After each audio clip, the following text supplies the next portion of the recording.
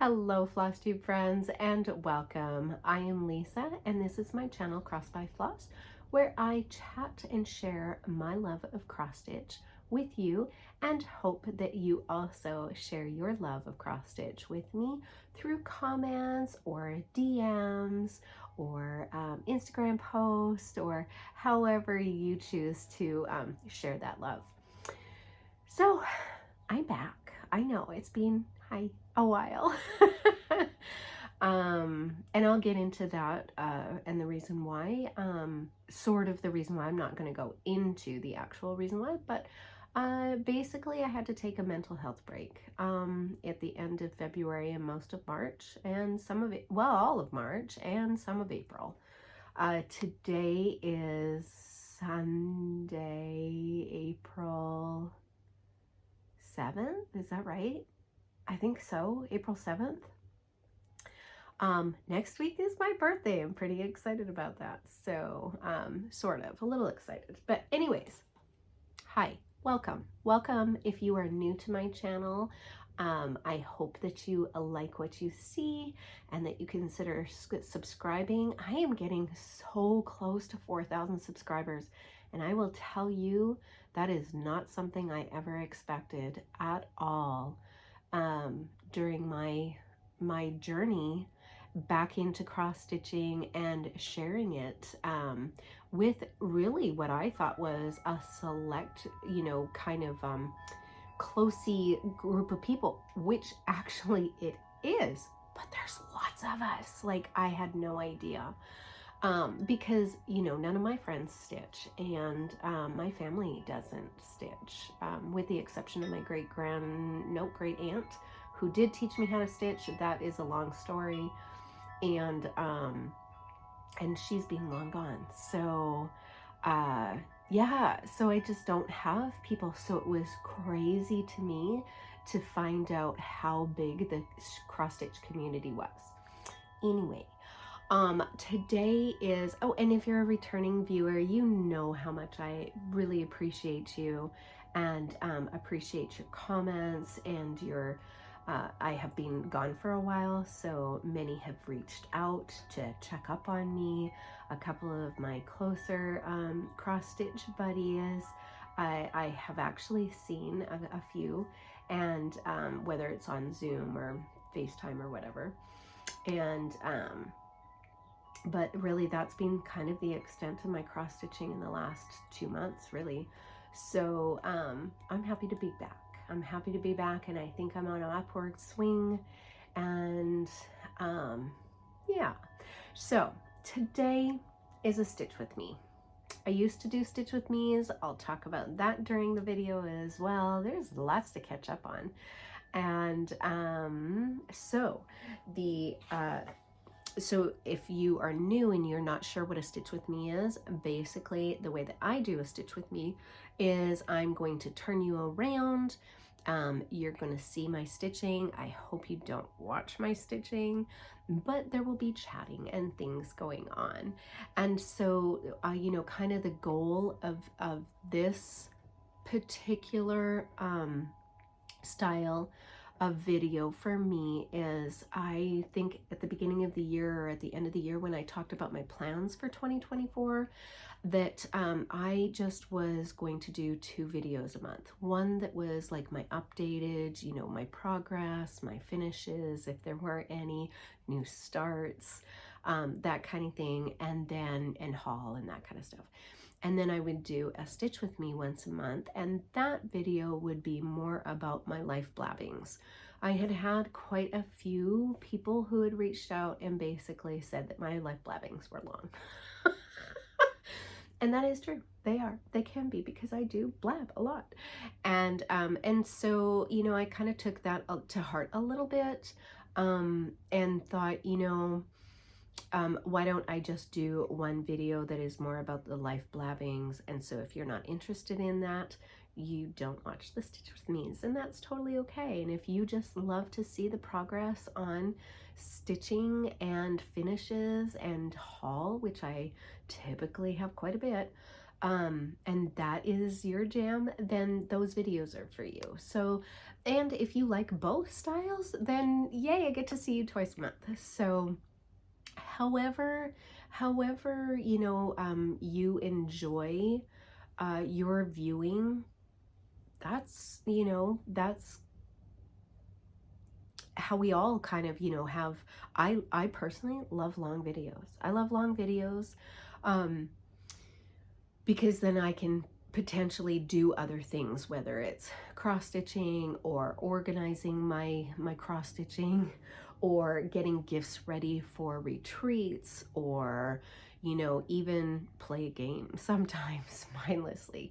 I'm always like multitasking, and so it's nice having the long videos. The ones that I have difficulty with are those darn uh what do we call them? Oh my gosh, brain. The year in review, you know, where you show all your whip parade, that's it. Those ones I have the most hardest time, that I can't do something else multitasking, because there's so much goodness to see. And there's always a pause, go find the thing and add it to my cart. So yeah, so anyways, that is kind of why I am doing 2 videos a month, and so starting in April, yay, we're gonna get back on track, I hope, and do that. So today's stitch with me is Little House Needleworks Sit and Stitch. And this is a really cute, I got this in a haul, maybe November, December, January, somewhere in there. I don't remember. All my haul has been sitting out here in my sunroom. We are in my sunroom, so if you hear the wind chimes, which are beautiful, you're gonna hear the birdies, and some of the plants are actually up already. My bush tree beside us is now starting to blossom again, and yeah, it's crazy. It's crazy, the weather here. But anyways, this says, by the ocean, on the beach, under stars I cannot reach, in a car and on a plane, also on a railway train, I can stitch most anywhere, but really love my easy chair. So I love that. And the colors, you guys, they are good. Look at those. They are good. I'm missing one. I'm missing, so it's actually called For Classic Colorworks, and there's only 5 of them, and potentially I actually do have them, but I'm going to talk about this, but I'm in a little bit of chaos with my stitchy room, and so I was not able to find those, but I can find my DMC fairly easily. So they do have the DMC in parentheses beside the classic colorwork, and so I chose those, and I am missing one. I am missing 3031, which is Sticks and Twigs by Classic Colorworks. And honestly, I might actually do that, because that's all the words, and the shading in the words is actually really cool. It's kind of what drew me.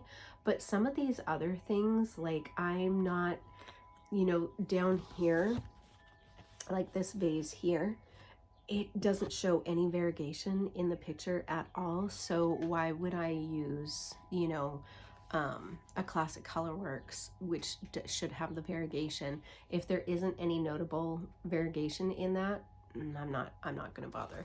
But if you look really closely at the chart, the words actually do have quite a bit of variegation, and so I think that I will. It must be fate or something that I couldn't find the DMC for that. So anyway, and I am doing mine on a 16 count Fiddler's Ada, Light Fiddler's Ada it's called, by Charles Craft, and I actually am using some stash. I mean, I should always be using stash, but I think I don't know if I actually put it in a video, but I do know I put it on my Instagram, that at one of my loop thrift stores had a ton of Charles Craft in the tubes Ada all Ada that they were selling for 99 cents a tube. And I was like, I will buy every single one. So I did. And that's what I'm going to use.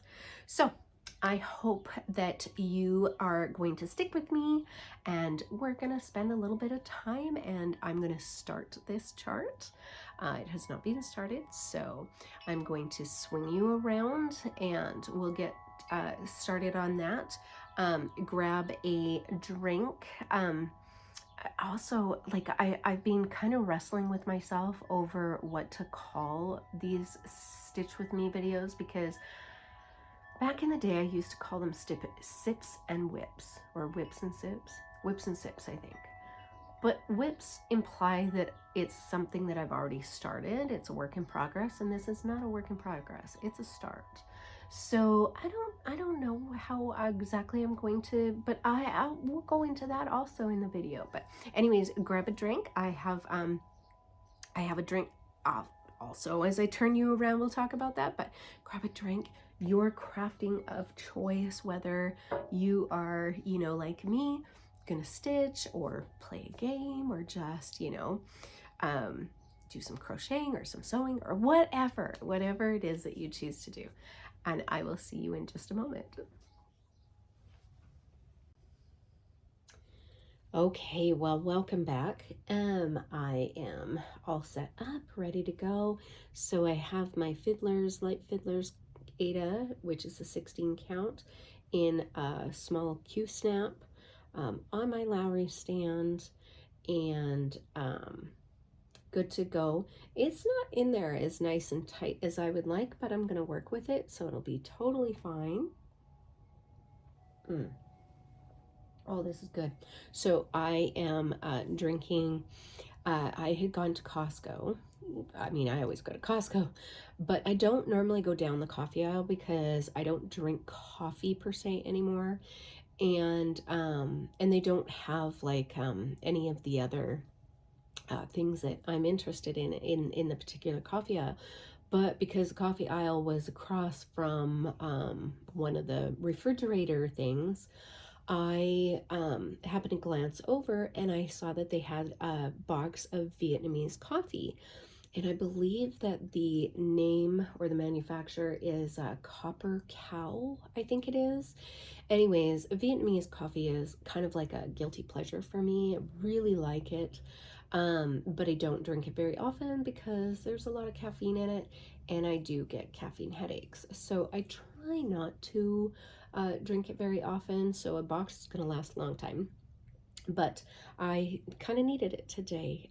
Even though it's very nice outside, it's not windy and cold and yucky as it has been the last couple of days. But anyways, I just felt like that was a thing, and I put some Irish cream in there because why not? It's 1 o'clock in the afternoon, and a little pick me up, and I don't need to go and get Mr. G for many hours. So, and I think that having a little afternoon, as my grandma used to call it, a little tipple, a little tipple in the afternoon. Is a lovely idea. Anyways, I am going to start on a heart, so it's a little teeny tiny thing. Oh, I'm so sorry. I need to oil. Oh, that was awful. I'm so sorry. I need to oil my Lowry stand. But I do the loop start, and so I am able to swing this back and forth, and oh, I hope that does not. Okay. Okay, good. And let's put it back here. There we go. What was I saying? Oh, loop start. So I take one long strand, fold it in half, so it's got a little loop in the bottom, and put the 2 open ends into my needle and get her going. So that's what we're doing. And I really hope that you are not paying attention. It's so funny. It's like, when you're typing and somebody is standing over you, and you could be the world's best typer, and then all of a sudden you can't spell. You make all the mistakes in the world, and that's kind of, you know, how I feel when I start stitching and I'm like, oh dear, self-conscious. People are watching. Don't watch. I think my stitches are pretty good, but still. Um, and I am a slow stitcher, so, which is fine. My Lowry stand is a little, I need to put a better weight or something on it. Anyway, okay, so where has Lisa been? Let's see. So if you had watched my last video in January, I had mentioned that I was going on a road trip to go back to Washington and see the little. And I did that, and it was lovely. It was a great trip. With that, her and I took Flora. She was an excellent car driver, a princess, passenger princess. She was a great passenger princess, except for she is a little skittish. She has a little bit of anxiety, I think. I'm not entirely sure, but she does not like, as okay, I guess most of us don't, but loud, sudden noises. And so if a big truck came up next to us, she lost her mind. If I opened the window, she lost her mind. Like, unexpected things just really, you know, kind of set her off. And so that was fun for 4 days, 3 nights in the car, but we got through it and it was okay. And then, so my daughter has 2 dogs, and growing up, you know, my children have always had animal in the house, whether most of it has been dogs. Occasionally we have had fish. I have a funny fish story to tell one day. But which I may have already have said at some point in my video journey, but it was a long time ago, I think. Anyway, so my daughter has 2 dogs, and you know, we have never had a problem with any of our dogs, introducing them, nothing, right?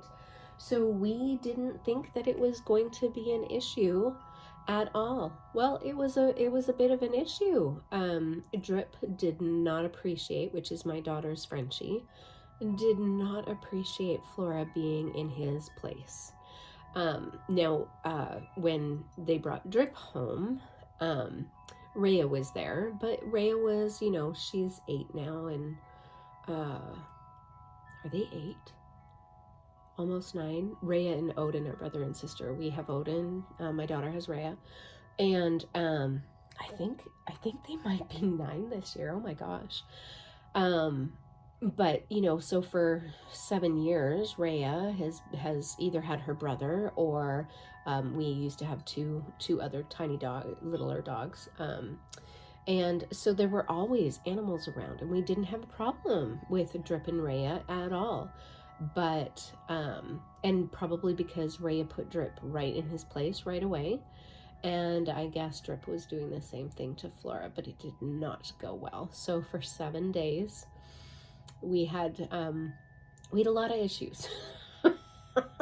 And so I spent most of my time, she was upstairs in my room, and stayed there for the good majority of the time, either with me, or if you know, I wasn't there, she still had to go into her kennel because she's still a puppy and gets into things she should not. So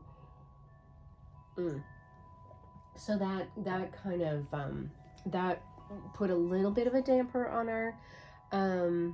our visit. Not that it was a big deal, but we learned an awful lot about introductions to dogs. And like I said before, we had never had that as an issue, so we didn't think it was going to be an issue. And but Drip is a little bit of a territorial boy, and so we just need to do the introductions in a different way for him, and that's okay. We now know for next time. So and he is fine with any other dog as long as they are not in his house. He was fine most of the time on walks. He's fine up at the, my daughter has, there's a great coffee place about 3 blocks from their house. And so on the weekend, and I was there for 2 weekends, and so we would walk on up there with all the dogs and get our coffees and our breakfast sandwiches on the weekend. And he had no problem, absolutely no problem. It was just when she came into the house, did not like. So yeah, so we just know for next time.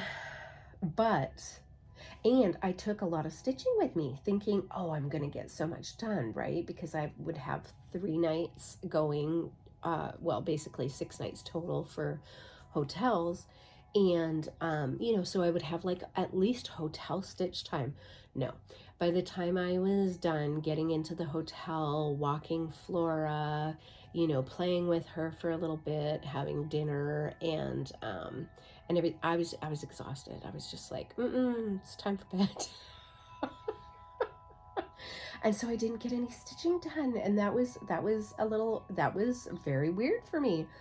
So it was the littles spring break, and which was the reason why I was going. And typically my daughter will put her in some sort of camp during the break, and to kind of break things up for the little, as well as so that basically so the little has other things to do instead of just sitting on her computer playing games.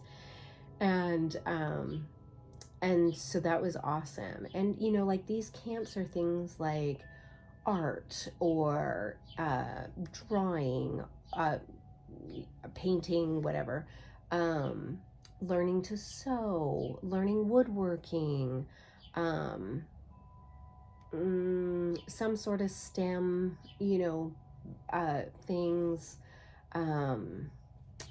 Yeah, all kind. There's just really cool camps in the city, and so the little was actually enrolled in the morning, and so I was going to take her every morning and then pick her up, and then we would have the afternoons. But the teacher ended up getting COVID, the dance teacher, and so the little and I ended up, and so they canceled the camp, and so the little and I got to spend more time together, and that was so much fun. But I had originally taken the stitching because I was like, oh, I'm gonna have every morning free, and so I'll do some stitching and let the dogs play, and none of that happened, which was totally fine. But and so the little and I, we ended up doing so much reading. The little loves to read, and she is very much into SJM, Sarah J. Maas books right now. And she's got the 2 series that everyone is into. And so we had gone to Barnes and Noble and picked up some of the books that she was missing. She was very excited for the 3rd Crescent City book to come out. And yeah, and so anyways, we ended up doing some reading. Well, when I came, she was so excited because both her and I are readers.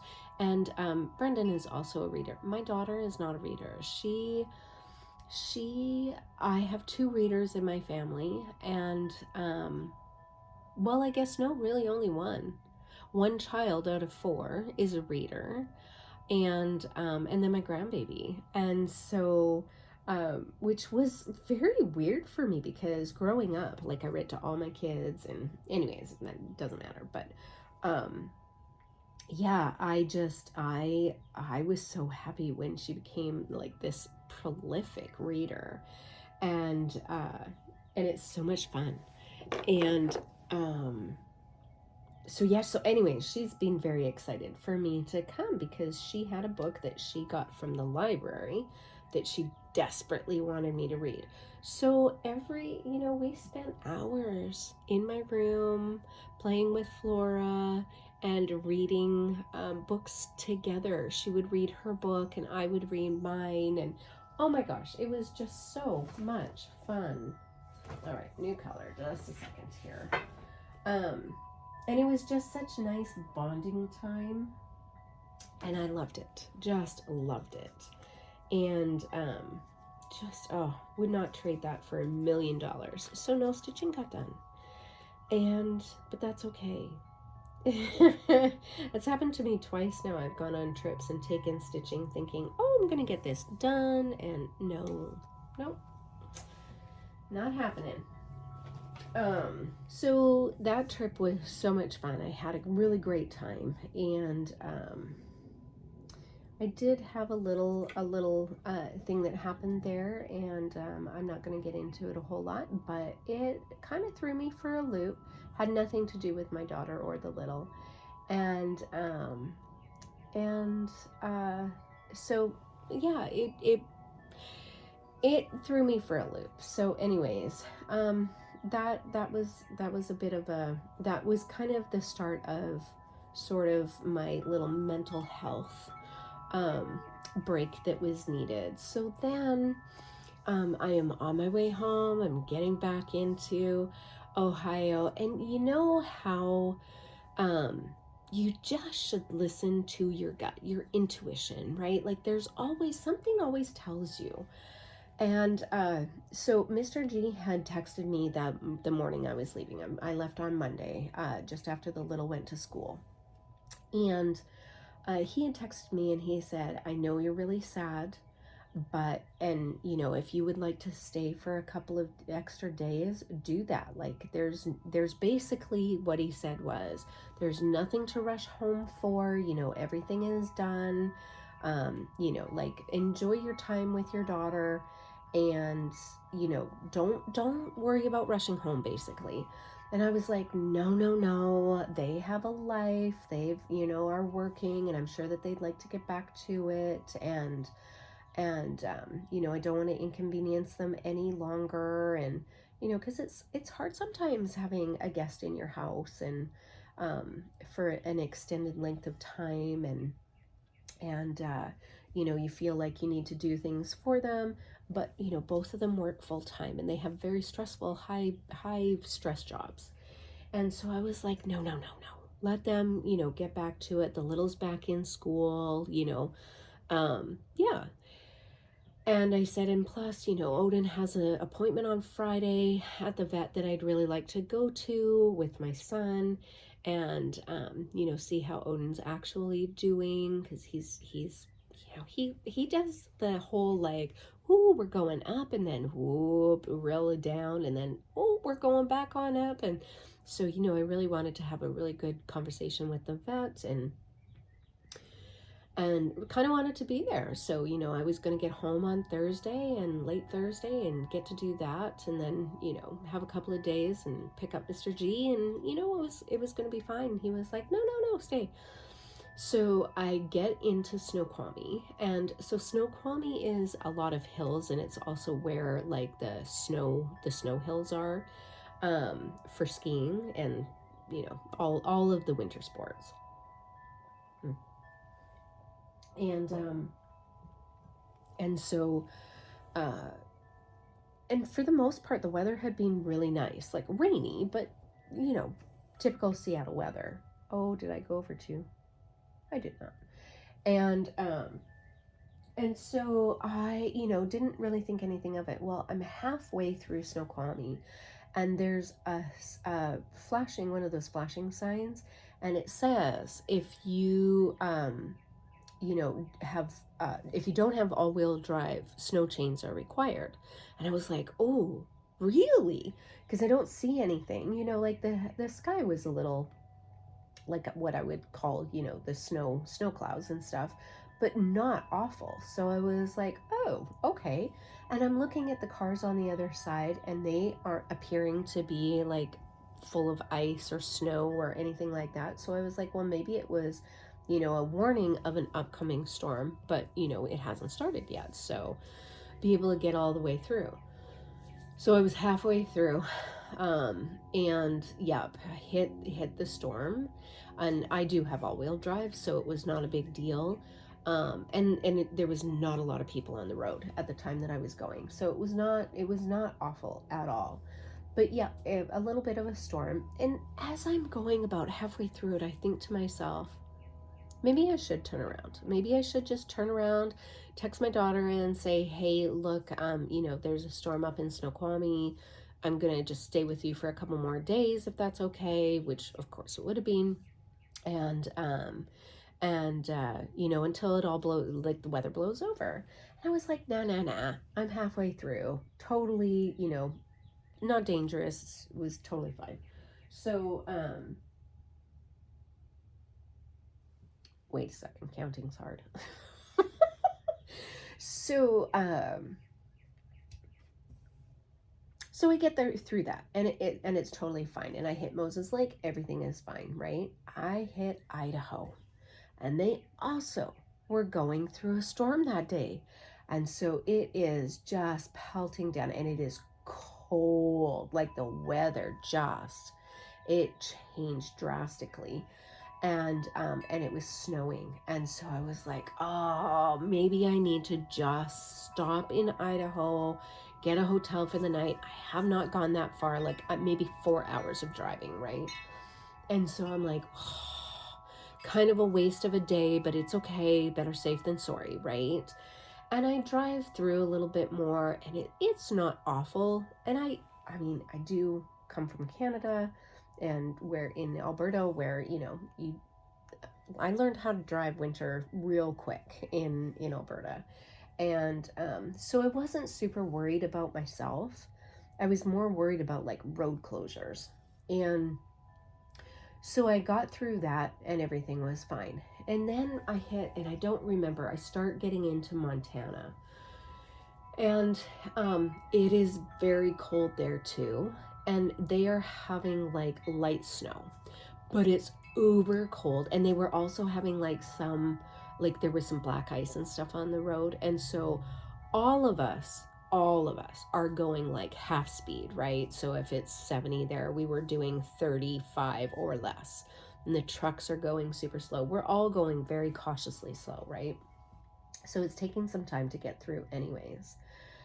And then of course we hit another storm through the cold, and I was getting through that. We'd finally, and I kid you not, we finally break the storm, and I don't remember where I was, but I was on my way to Missoula, and I had just hit a little town that I normally stop at. I normally stop there, and I didn't this time. I normally stop there to get gas, and it's a cute little restaurant, gift shop kind of deal. And I always stop there and buy a little snack and a little something from their gift shop, and fill up, And I was like, no, Flora was sleeping, everything was good. So I was like, nah, I'm just gonna keep pushing through, because now I'm behind schedule, right? Because of all of these storms, and we were going slower. And so I was like, no, push through. So we get out of this weather, and I hit finally a flat patch in Montana that you can actually finally get up to speed. And it is about 4:30, somewhere in there, 4:35, somewhere in there. It was not dark. It had not even hit dusk quite yet. And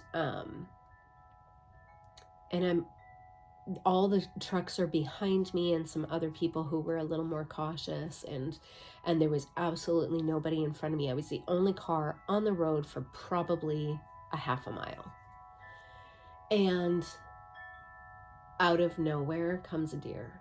Like, absolutely, she came out of nowhere.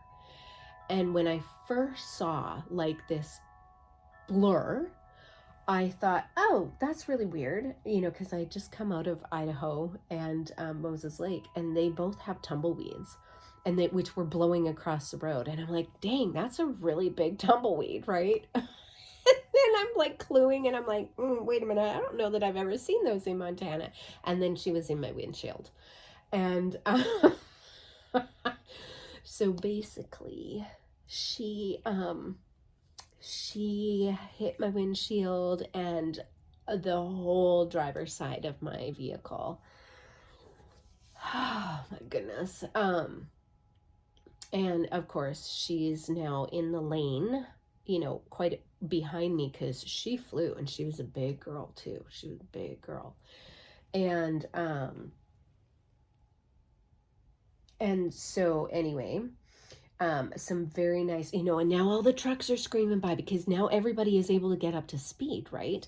And I hadn't actually gotten up to speed enough that I had put my cruise control on, because that's normally what I do when I get on up to speed on the highway. And I hadn't gotten there yet. And so I know I was not doing full speed.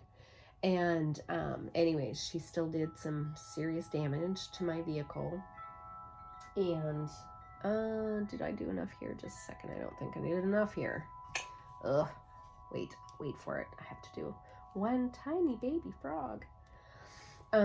So anyway, some very nice Good Samaritans stopped and offered to help. And at first they were like, you know, we can take you into the next town. And I said, well, I'm trying to get to Missoula.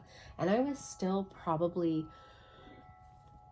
we were in the middle of nowhere. So I want to say I was probably another 60, 70 some odd miles away from Missoula, maybe even 80. Like, it was quite a ways still.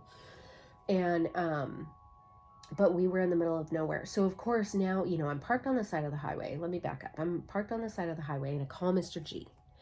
And this is on Monday. So he's home. Mondays and Tuesdays he's home. So, and they're having dinner. They are having dinner. And so I call him and I'm like, okay, so I just hit a deer. What do I do? And he's like, yeah, what? And I'm like, I kid you not.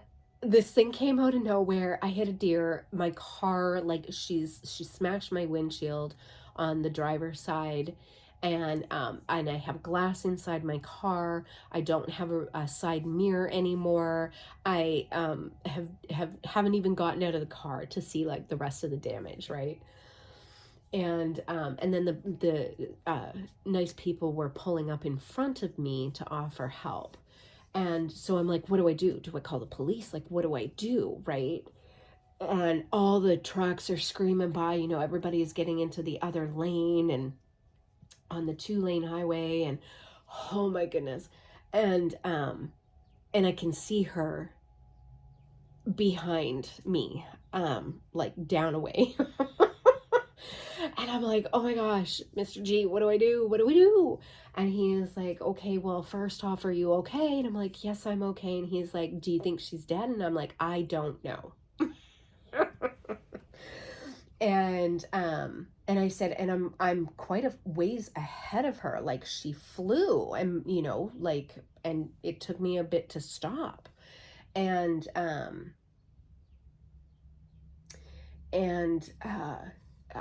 yeah. And I said, like, and I'm on a stretch that, like, the visibility is not fantastic. And I said, so I don't want to get out of my car and walk down there and see, you know. And he goes, yeah. And so then these people offer to help. And so I'm on the phone with him and talking to them. And they offered to jump behind me. Well, at first they offered to like take me too, and then realized that I had a dog and, you know, a bunch of things in my car. And so I was like, you know, just trying to get to Missoula. And they said, well, we're going there too. So how about we jump behind you and we will follow you in. And where she hit my windshield, so she hit the windshield like right on the corner, but she had smashed it, but it hadn't gone all the way across. And so I was able to like sit in a certain way on my seat in order to be able to see out the windshield.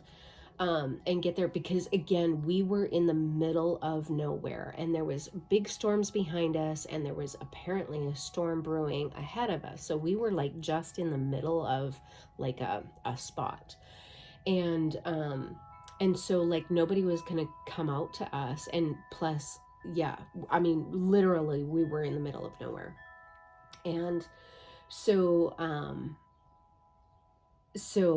you know, we are driving half speed. It is 80, I think, along there.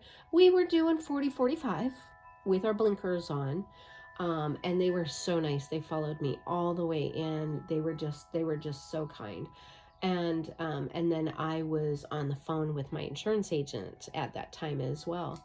Well, you guys, I found out quite a bit about apparently like what happens when you hurt or kill wildlife. um, and which I did not know, because like, is this covered in our driver's manual or driver's training? Because I want to say it wasn't, or at least I've forgotten. Because I took driver's ed a long time ago, and when my kids were going through driver's ed and I was helping them, I don't recall this being a thing. So I don't know, like, is it a thing? Maybe I just like memory loss, I don't know. But apparently you are actually supposed to get as safely as possible, and there was no way I was safely going to be able to get her out of the road, and neither the people who stopped. So it looked like they had been like on a big snowshoeing or some sort of expedition, hiking or something. They were all dressed for that, and so I kind of assume that they are very outdoorsy, and he didn't make any attempt to go and see if the deer was okay, or get it out of the road either. So I don't know, but they did call whoever you call to let them know that, that there was some wildlife in the road, and to check on it, basically, because I was like, well, what if it's not dead? Like, I don't think that I could. And like I said, she was a very big girl. Like, I looked at her later and I was like, whoo, she's big. I don't think I could have dragged her out of the road. And if she wasn't completely dead, like, what was I supposed to do? Like, I don't know. I'm just a lonely little old lady out there. I don't know. And I'm feeling horrible, right? Like, I'm just feeling absolutely horrible.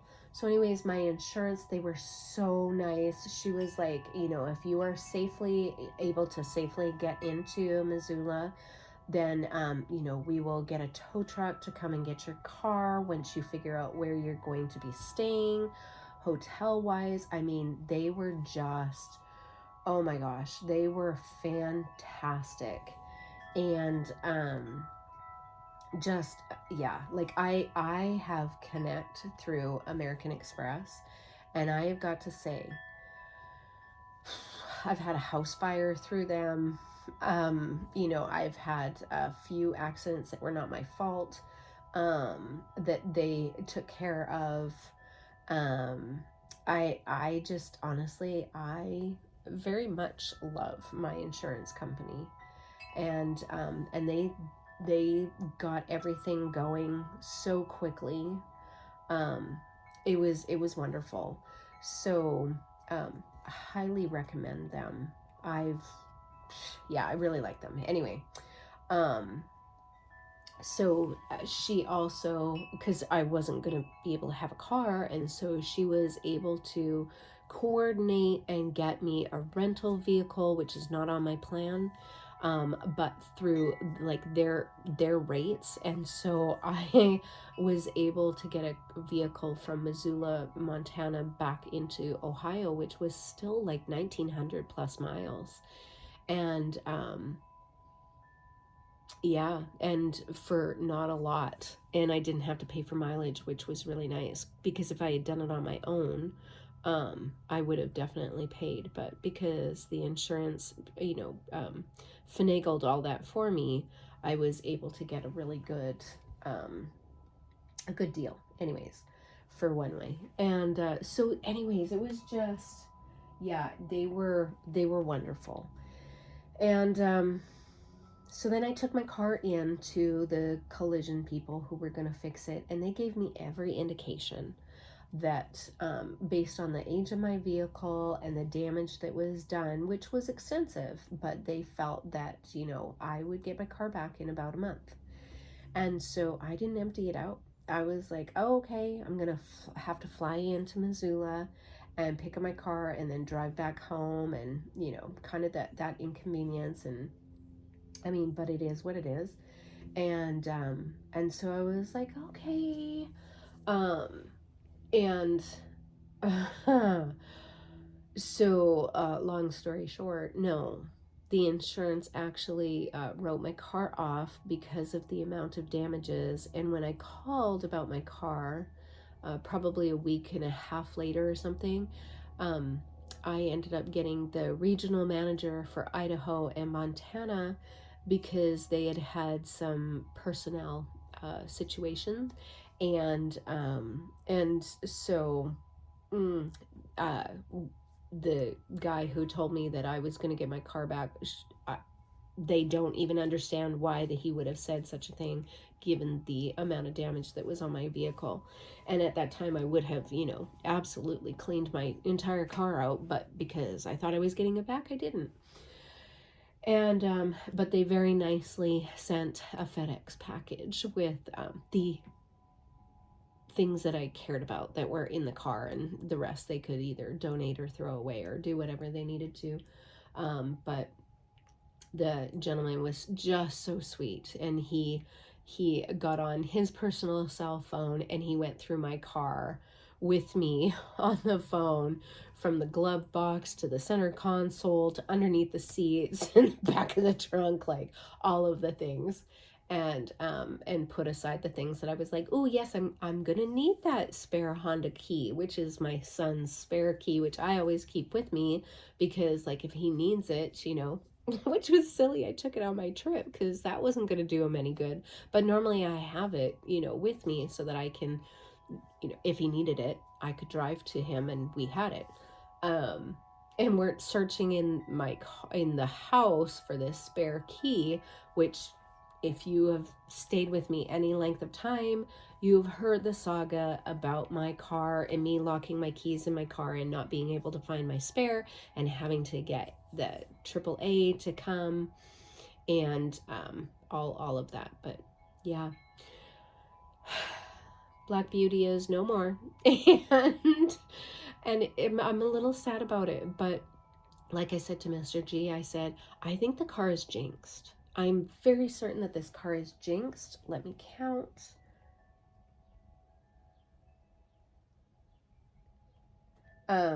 Because since I've owned it, I bought it in 2017.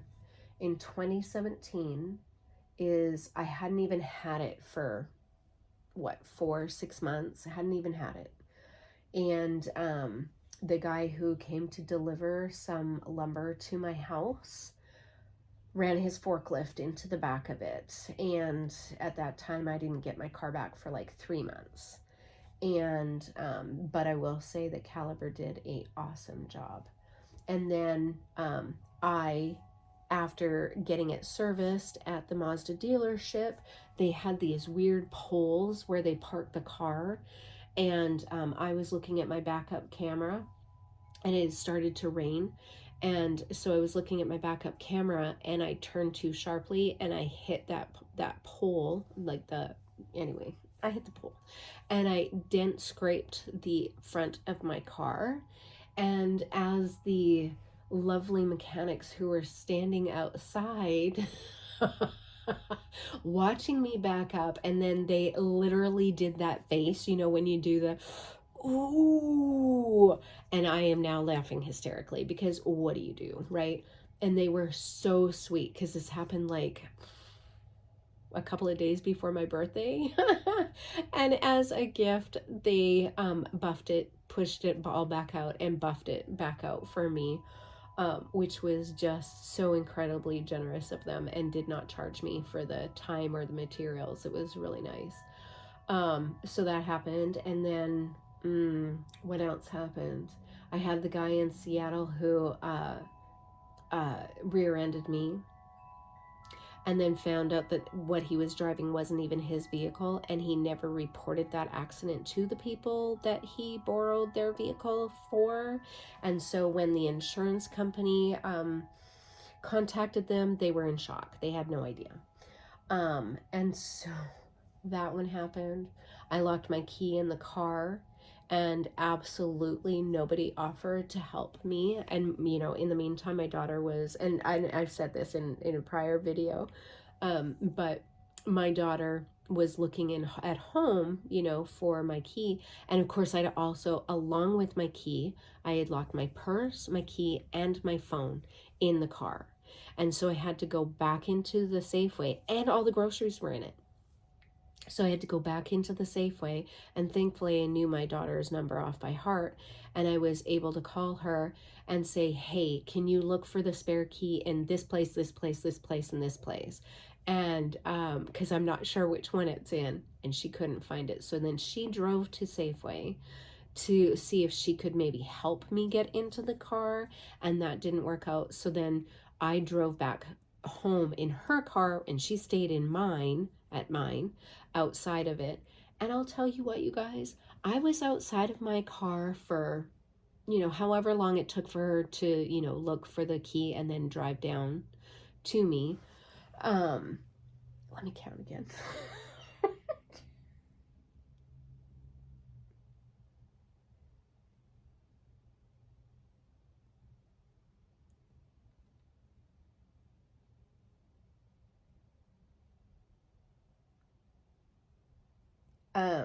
This is the hardest thing about Stitch with Me is counting. Anyways, I was outside my car for a long time before she came, you know, to come and save me. And in all that time, several people parked, you know, never like offered to help or see what the problem was. In fact, I must have had my RBF on real bad, because I had people who wouldn't even park right beside me. The spots were empty beside me. I must have looked real RBF, but that's okay. And so then she comes, you know, and so I take her car back to our house to look for the spare key in certain areas. And in the time that she is standing there, she's got people who are all falling all over themselves, asking her if she's okay and what could they do to help. And I'm like, okay. And then so there was that. We finally had to get AAA to come on out and actually sign up. And here was the funny part about that AAA conversation. So the guy, you know, I call and I'm like, hey, I've locked my keys in my car, my purse, all the things. And he's like, okay, well, I'll sign you up for AAA, you know, and then we need payment. And I'm like, yes, I would love to give you payment, but my purse is inside my car. Well, you don't know the numbers to your card? No, sir, I do not know the numbers to my card. Well, then I can't help you. And I'm like, but then how am I supposed to, like, I can pay as soon as I get in my car, I will be able to pay. And he's like, but I can't dispatch anybody until you've paid. And I'm like, oh my goodness. So finally my daughter, you know, and at that time she was, you know, still a broke little girl, and she's like, just put it on my card and then you can pay me back, it's no big deal. Like, oh my goodness. But I was like, seriously, how would you expect somebody to pay when the very first thing that I said was, I've locked my keys in my car along with my phone and my purse? How in the world are you thinking somebody's going to pay? Like, even if I had like Venmo or anything on my phone, I couldn't have given it to you because the phone was in the car. Oh my gosh. Anyways, so yeah, so that happened. And then, the other time was I'd gone into Chick-fil-A and, you know, picked up like a meal and drinks for my daughter and I get to her house and I take the cup out of the cup holder and there's no liquid left in it. There was liquid in it when they handed it to me. And unless I had like a total like out of body experience and had no recollection that I drank all of her drink, which was also impossible because there was no straw in it.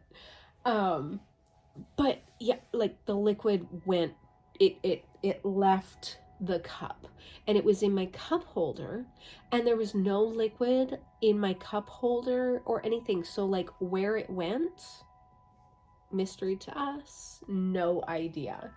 So that happened. I mean, I'm sure that, and it was funny too, because the cup didn't drip when they handed it to me, so I didn't think that there was anything wrong with it.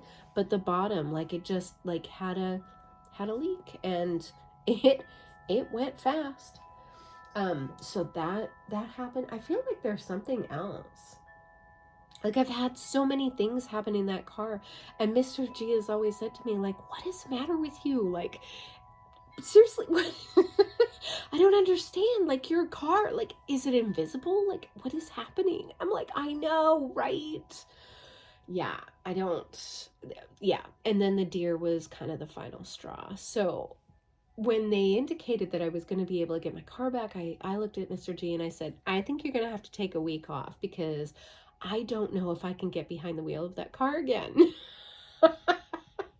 I think you might have to drive it. Oh my goodness.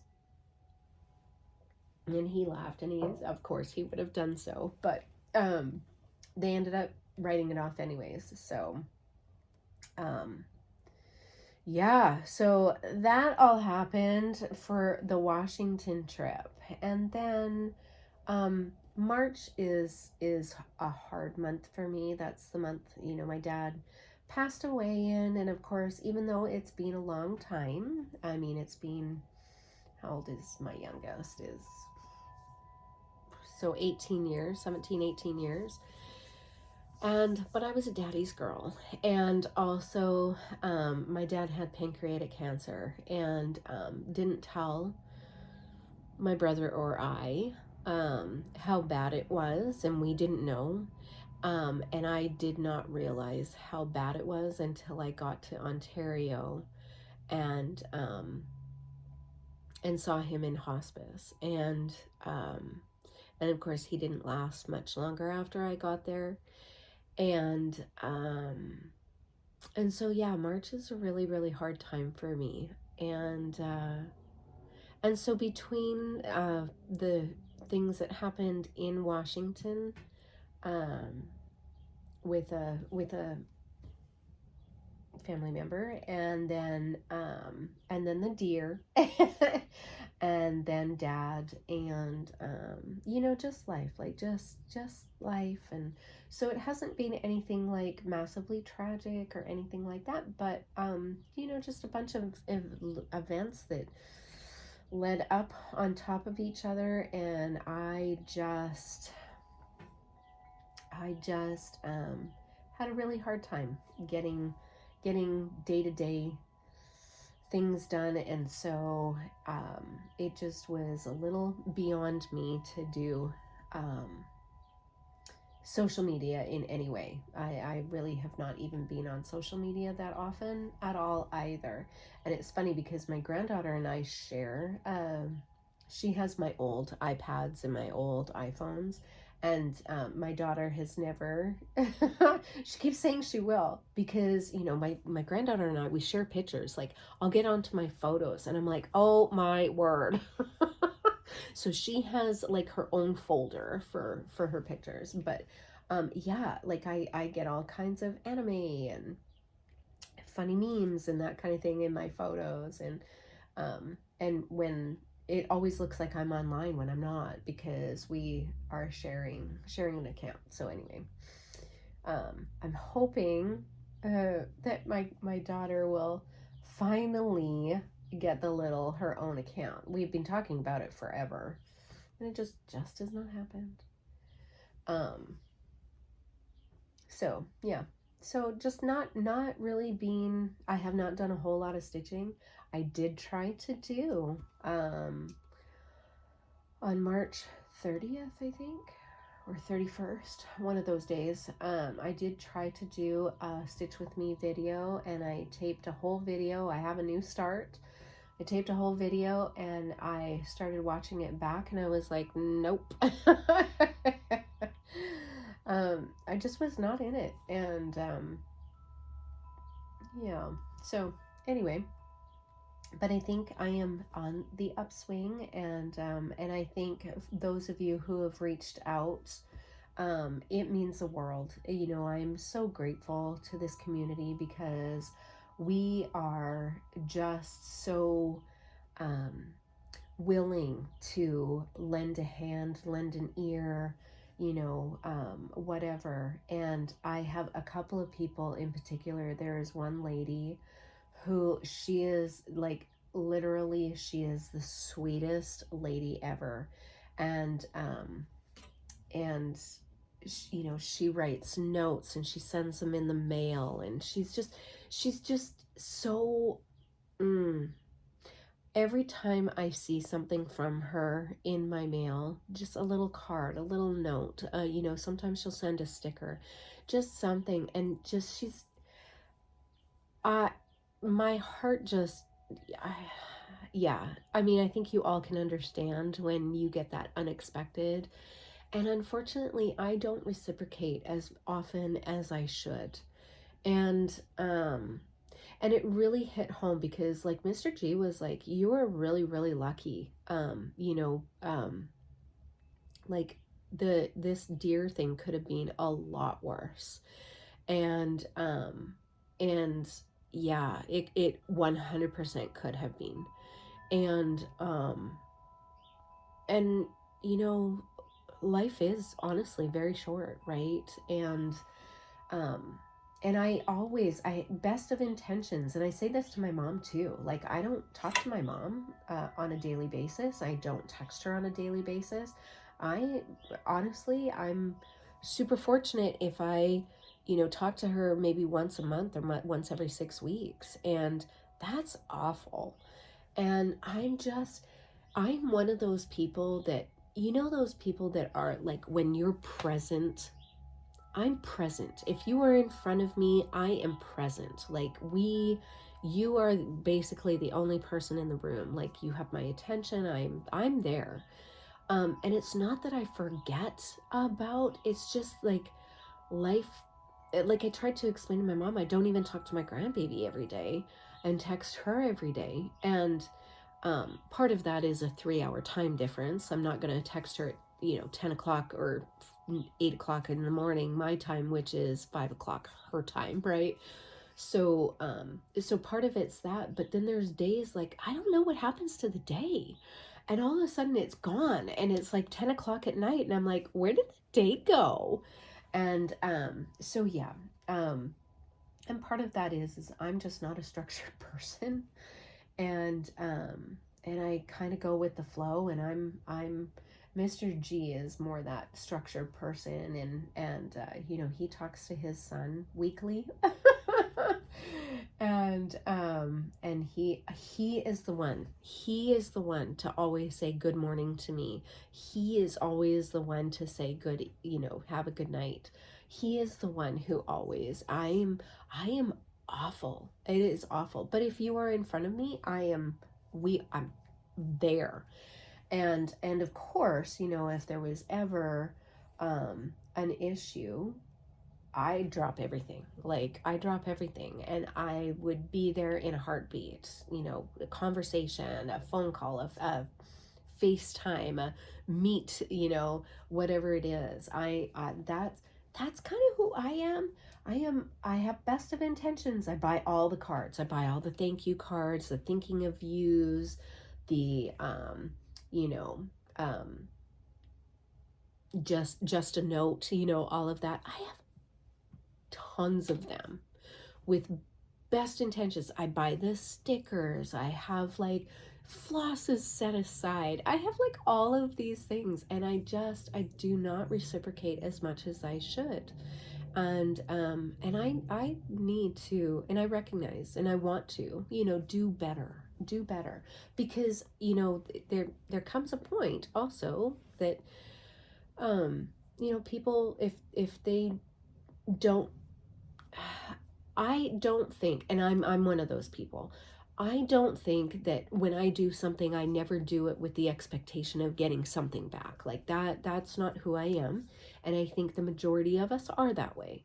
But when you continue to give and give and give and don't get anything back, um, you know, like at some point, like, do you just let that go? Now, as an example, so I have an aunt, my dad's sister, and she is the middle, or is she the baby? I don't remember. Was it? She must have been the baby. And my aunt, you know, she sends me a Christmas gift every single year. Every year for every one of our birthdays, she sends me a text or a card in the mail. And I'm a horrible person. I don't reciprocate back. I always thank her, you know, but I don't send a gift back, or I don't say happy birthday. Like, I'm gonna be really honest, I don't even know when my uncle and aunt's birthdays are, because my mom and dad or my mom used to handle those things.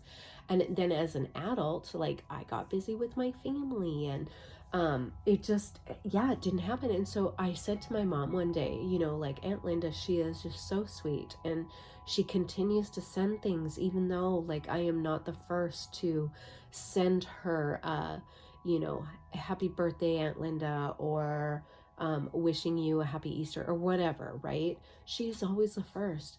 And she says, you know, I asked her about that, Lisa, you know, and I asked her why she continues to do that, because my mom would not. In fact, my mom, she doesn't talk to my kids or write to my kids because they didn't write her back. And like, I don't do that. So, but and I tried to explain to my mom, they're texters, mom. Like, you need to, and at that time she was not a texter. And she was like, I'm not doing that. I would like a letter, you know? And so anyway, side story. But she said, I asked her about that, Lisa, once, and she said, you know, they're my brother's family, and that is important to me. And so I will, you know, continue to let them know that I'm there and I'm thinking about them. And I'm like, oh my gosh, like, what? Yeah. And should that, I mean, don't judge me, please, but should that not, you know, go, oh man, Lisa, step it up? Yes, yes, it does. Yes, it does. And somehow, in my day-to-day, in fact, after this, I am going to send a text to my aunt and tell her I'm thinking of her. Oh my gosh. But it's those little things, and the one lady that I'm talking about, that's what she does. And it's just like, just the sweetest. And I can't tell you how much I appreciate that, and know that others would appreciate as well. And so, yes, I'm going to make a commitment right now. Not anything crazy, but a little commitment right now that I'm going to, at least once a month, do something and reach out to somebody, either within the community or whatever. I have a very good relationship with my family, so I'm not, you know, but maybe I need to step up talking to my mom a little bit more too. But yeah, goodness sakes, you guys, it's you know, it's a terrible excuse, and it's not an excuse, it's not a cop out, but man, life gets busy sometimes, and you just don't realize, you know, how fast it goes, and then it's gone. So whatever your priorities are and how important things are to you, I guess. And unfortunately for me, again, best of intentions, and just don't get to it. So I need to fix that. Anyways, that was a slight little introspective moment. Yeah. Anyway. All right. So a number of people have asked why I chose to move out of Washington and kind of what that story was. So I'm going to actually talk about that in this after I count. Give me a moment. Oh man, counting is hard.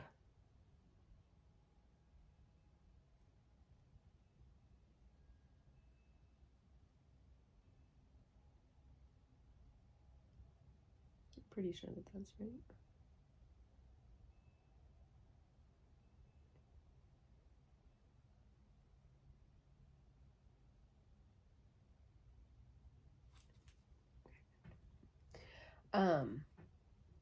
Yeah, so Mr. G has always talked about, moving out of Washington State. He thinks that it's very expensive to live there, retirement wise, and some other things that, he just was not super enamored with. And so um, we decided to start looking outside of Washington for other places to live. And I kept saying to him, I don't want to leave the girls. I still was watching the grandbaby, and I have, I mean, she's been in my life since she was in her mommy's tummy, and yeah, she lived with me until she was 10 and a half, almost 11 years old. And I just couldn't envision moving away from my daughter and the little, and what that was going to look like. And it was just super hard. And so we talked about finding like little places, like whether we were going to go maybe to Oregon, or even another town within Washington, but they were all sideways moves. Like they weren't anything that was going to be like a great benefit. And and because Mr. G drives a truck and has toured with the trucking company that he worked for prior in Washington, he visited every single state, and many times. And there were a few that he really just loved the vibes of. And one was Texas, and the other one was Columbus, Ohio.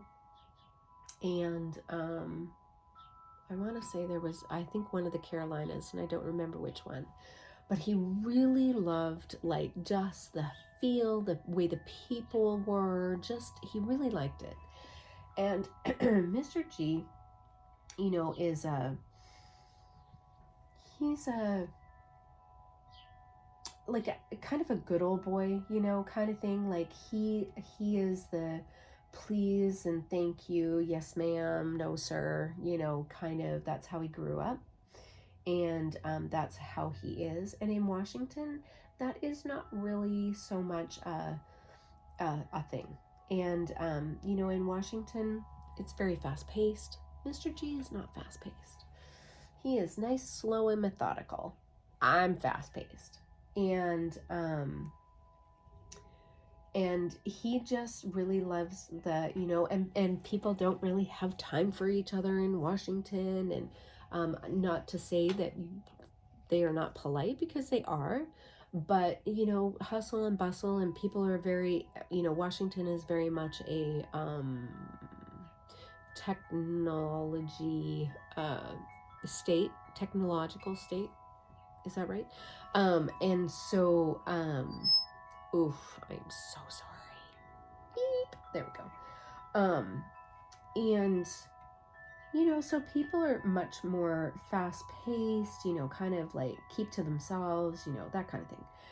And he loves the interaction and the slow pleasantries and all of that. And so he really enjoyed being in the states of Texas and Ohio and whichever Carolina. I'm pretty sure it was. And because I was coming to StitchCon in, what is this, 2024, so 2022, is that right? 2022? Yeah. I was going to StitchCon, and so I said, well, perfect opportunity, right? So like I said, I don't want to live in Texas. Like, I had heard it was very hot, and joke's on me because whoo, the heat and the humidity here in Ohio is no joke. But yeah, so I just was like, yeah, no, I don't really want to live in Texas, and I don't think, and let's concentrate in Ohio. That seems to be a good middle ground. Blah blah blah, right? And so I was like, well, because I'm going to StitchCon, how about I have a look at homes there when I'm done at StitchCon? So, and at the time I was still working. I was still working for the accounting firm I was at, and which was, I think, what made part of my experience at StitchCon not as fantastic, because we ended up hiring a gal who was going to take over some of my responsibilities because I was cutting my hours down even more, and to spend time with the little and my daughter's my daughter, and just some of the things that I was doing. We were putting my particular position into a different thing, and this gal was coming in to take on some of my old responsibilities, and so I was in the midst of training her and during StitchCon, and at the same time we were also trying to get our pre-approvals all done so that we could, if we saw a house we liked, be able to put an offer in.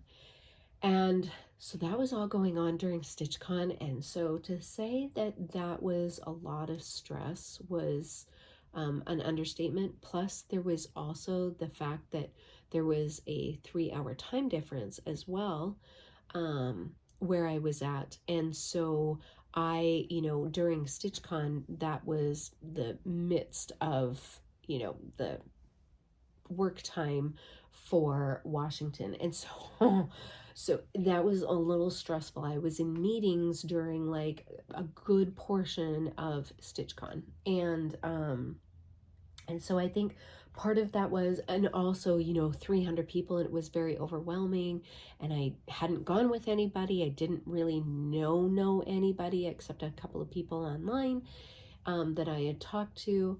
And so that was a very that was a stressful time. So anyways, so I ended up getting a extended stay hotel in Columbus, and getting a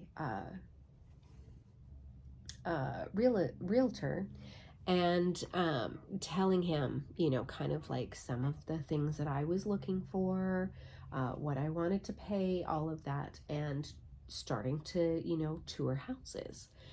And I even said to my realtor, I'm not expecting to find anything. I'm expecting to come out here a couple of times to see if there's anything. I had no expectation that I was going to find a house and purchase one and it be it. And that kind of like really, kind of seemed like the case as we were going through these homes.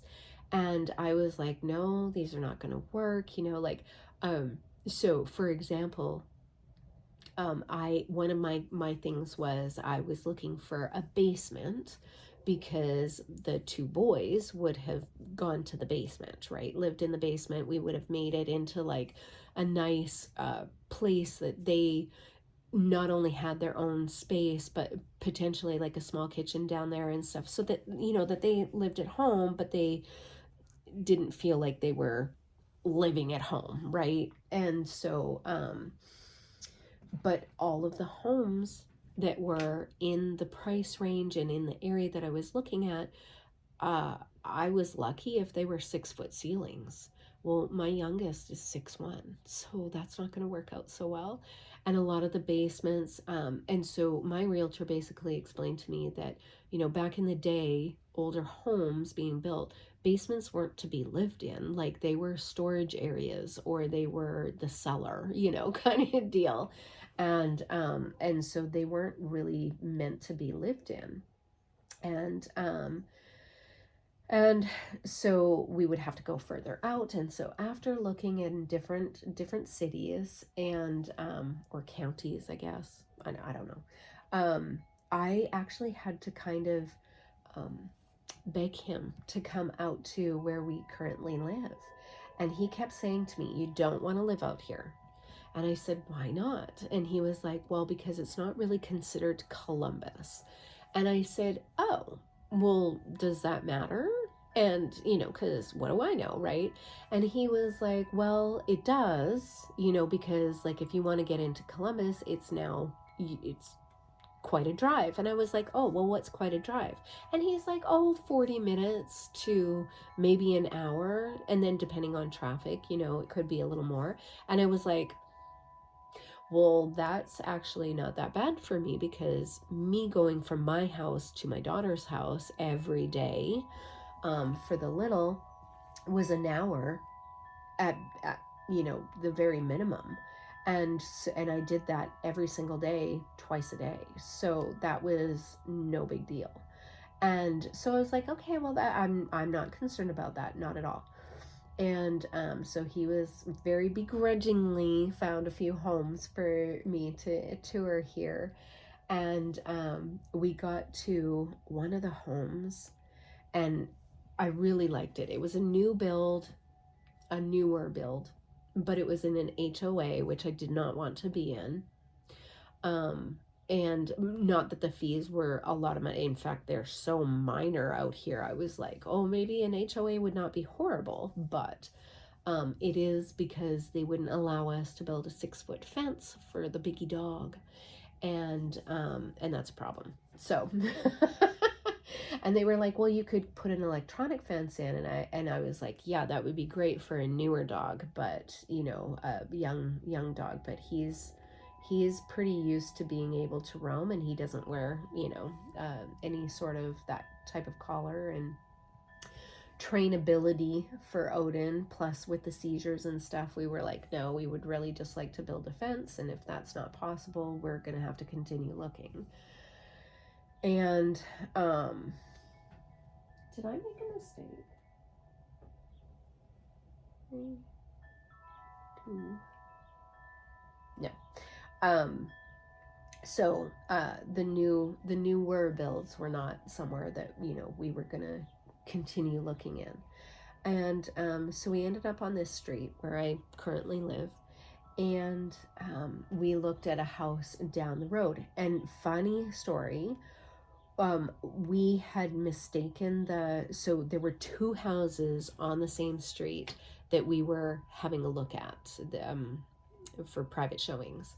And the house that we went to first was supposed to be the second house we were supposed to go to for the time. And but for some reason, like, we mixed up the addresses, and so we ended up at the second house first. And it was all, nobody was in it. Um so we had a look at the house, and I was like, well, I mean, this house is pretty okay. I mean, it's getting better into what I'm looking for, but there were some foundational issues on the house that would have to be addressed, and for the price. And I was like, I don't, we really would like to move into a house that we don't have to do a lot to, except cosmetic things. I don't really want to have to build out a new drainage and some foundation repairs and that kind of thing. Did not really want to go there. And so I kind of left that house, but I was like, this is getting to where I'm looking at. And then we walked into our house, and the owners were still here, but they left, and walked around their neighborhood and stuff. And I didn't realize that they were here. And so I walked into the house with my realtor, and from the moment I walked into the house, it's like I just knew. I just knew. I walked into the house and I looked at my realtor and I said, this is a home. This is a home. I hadn't even seen the rest of the house yet. And as I was walking through the house, I just became more and more and more in love with it. So I took a video to show the boys and Mr. G, because I was doing this all on my own. And I just really, I love the house. And in the meantime, I had actually put an offer on another house in another county, city, and luckily, it was a great house. But what we did not know was that the back plot was under a flood zone, and which was part of the land, and across the street is where all of the data centers and the new Amazon fulfillment center was being built. And so we knew, traffic obviously was going to increase, and but the developer had done a really good job of hiding like all of the buildings behind some really great landscaping. Like they really did do a great job. But luckily they refused our offer. In fact, they didn't actually refuse the offer. They just chose to let the offer die out. Like nobody responded to anything. And so I was able to put an offer in on this house after everybody agreed. My daughter had a look at the video, and it's so hard, when you're going through video, to kind of envision unless you're there. But they all seem to really like the layout of the house, and there was enough space downstairs, and it had been all, waterproof, like everything. It was all done. Like we just really had to move in. The yard is gorgeous, like really, really nice, right? And so, yeah, so I was absolutely gobsmacked that I bought a house, like, and really, I mean, Mr. G bought a house.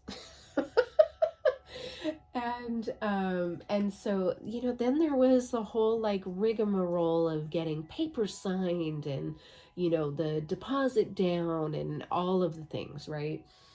And I had to drive out to Pennsylvania to get him to sign the forms. We had a problem with the bank that nobody would give us a cashier's check because we didn't have an account with them. Even though I had the cash, I was like, I'd give you the cash and you just give me a cashier's check. And they were like, nope, we don't do that. You need to have an account. And I was like, oh my goodness. So, we had to open up an account, and Mr. G I had to go get him at a stop and find a bank. There was just a lot of crazy things that, involved buying a house in Columbus. So anyways, we did that. And so I drove home with him, because, I'd come with him from Washington to Illinois, I think. And he dropped me off in Illinois, and I rented a car from there, and then went to StitchCon, then came into Columbus, was here for like 2 weeks. And in the meantime, I'm still working. I am still working. And then we dropped off the rental car, and then Mr. G and I drove back to Washington in the truck. And oh, goodness sakes, it was I can't believe that was only almost 2 years ago, and it seems like a lifetime ago. And so, we decided that we were taking possession in late June on the house, and, oh, I'm sorry, July. Was it July? June or July? I don't even remember. Oh my gosh, I should know better. It had to have been July because StitchCon was in June, right? It doesn't matter. Anyway, and so yeah, so I went home, and my oldest son was going to move here first, because now I had a house to get rid of. I had a house to pack up and get rid of, and there was no way in the time that I got back to Washington to when we got back to sign all the paperwork and move in. um, I was not going to be able to get my house completely ready. So my youngest stayed there, and my son and I, the oldest, and I packed up a U-Haul with basically the essentials for him, and some items to move into the house, kitchen things, and his whole room and other things. We basically filled up a 10-foot trailer, 10-foot U-Haul, 15-foot U-Haul, something like that. Yeah, maybe it was a 10-foot. I don't remember. Anyways, filled it up, and his car, and he drove his car, and I drove the U-Haul, and we got here, and Mr. G, he was able to, with his employer, do a delivery close by, and then take a couple of days off and sign all the papers and take possession of the house and then empty that U-Haul. And so I have a beautiful house. I have a beautiful house. I love my house. There are a couple of things that I did not think of when I was super excited about this house. And one of them is we have a steep incline in our front yard. So our driveway and our front yard, steep incline. Like, it's ridiculous. The boys, they giggle all the time, and they keep telling me we're going to get a pulley system in order for you to get up from the bottom of the driveway, because it is ridiculous. And did not think of that for longevity, because I just can't see myself at 80 trying to get into the coming up from getting the garbage bins down to the curb and then horking myself back on up to the, yeah, it's gonna be fun. And then also our backyard, also has a steep slope to it as well. And, but yeah, so there's a few things that I did not think of as being an older person, what that was going to look like. It's okay. But I don't have many stairs in my house. Even though I have 4 levels to my house, there are not very many stairs to those levels. And so, that's really that's good. Really the most I have to go down is like 9 stairs to get to the laundry room and the garage. So that's, yeah, and it's only 4 stairs or 4 stairs to get up to the upper level from the main level. It's not that big of a deal. And so it's a beautiful, beautiful house. We did not know anybody. We did not move here for a particular reason other than we would like to retire one day. And retirement in Washington is very expensive. So, but the neighbors have been great. They definitely watch out for us, and I think that we're kind of like the weird people. Like, why would you move from Washington State? Like, when people are trying to get out of here, why would you move here? And especially if you don't have family or anything like that. But it's okay. We really, really like it. Mr. G loves the slow pace. So here's another thing that has been a life changer for me. So my boys also really like the slow pace. They're not the high speed, they're slower paced. And I am not like that. I grew up inner city. You get, like if you miss that bus, man, you gotta walk, right? And yeah, you just like, it was just a more high-paced kind of living. And then when we moved to Washington, again, very high-paced living. And and so here it has been a bit more of a transition, I think, for me, because I'm used to being in line for coffee and getting my coffee and getting out of there, right? I'm not used to a 10-minute wait for coffee because you're having a chit chat and people are talking, and it's just slower paced. Mr. G loves it. I was having more of a struggle. I'm getting used to it now.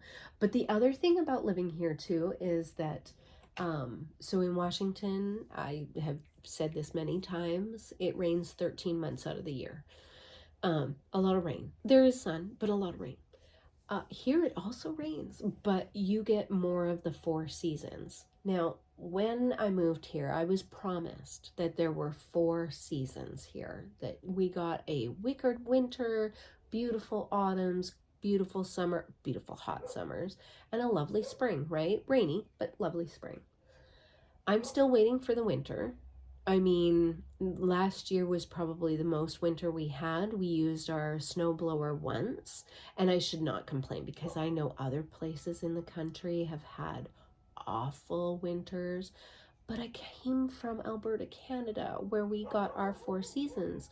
So I was very looking forward to, this is how I grew up, right? And like, even the town that I live in is very much how I remember living until I was 10. And then we moved to a older house, a house that was built in 1901 in inner city.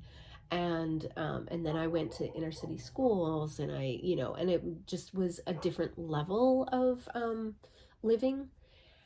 Whereas we were, out in a community where they were just starting to build, and it was still very country-ish.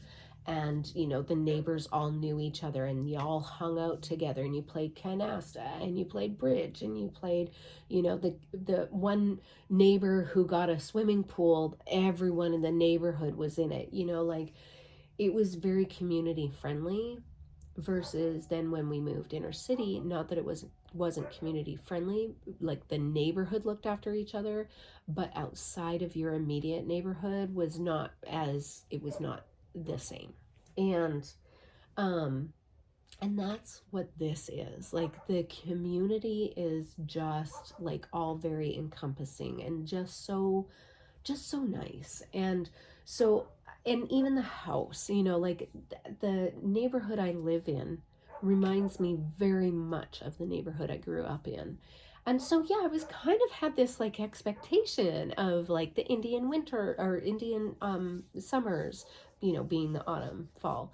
And but the oppressive humidity here is crazy. But and that was last summer. But who knows, this summer we're probably going to get a uber hot summer too. But our winter was nothing. Like, in mid-March, I had daffodils, I had hyacinths, my bleeding hearts are blooming, all of my bushes are green, like the ivy is just going great guns.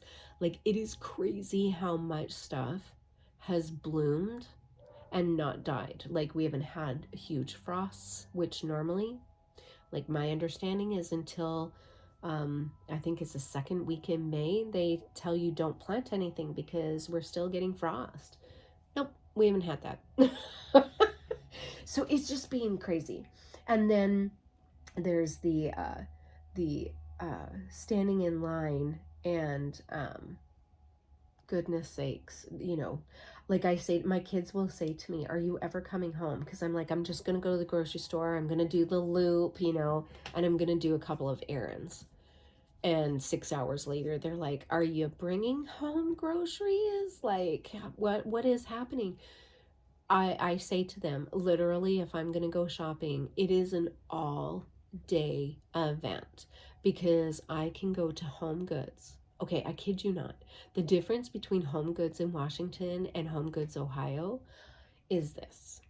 Home Goods, Washington, you could have 20 people in line with full carts, and you might be in line for 15 minutes.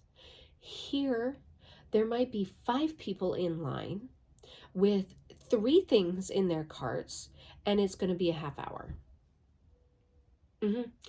Because there is chatting, there is talking, there is, and because even though there are 40,000 people in this town, it is still very much a small community, and a lot of people know each other, and they chit chat. So that has been something for me to really get used to. And because I am used to, you get in, you get out, you get in, you get out, you get in, you get out, and your day is done, right? Like, yeah. Like, even when I talk to my daughter and she'll be, doing some things and she's like, hang on, let me get my order in for coffee. And then she's gone. Like, she's done. Here, I can sit in the coffee line for 15 minutes.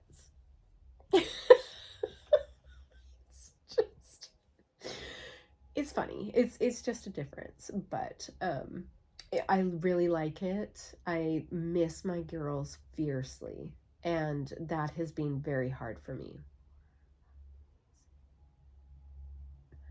That has been really, really hard for me.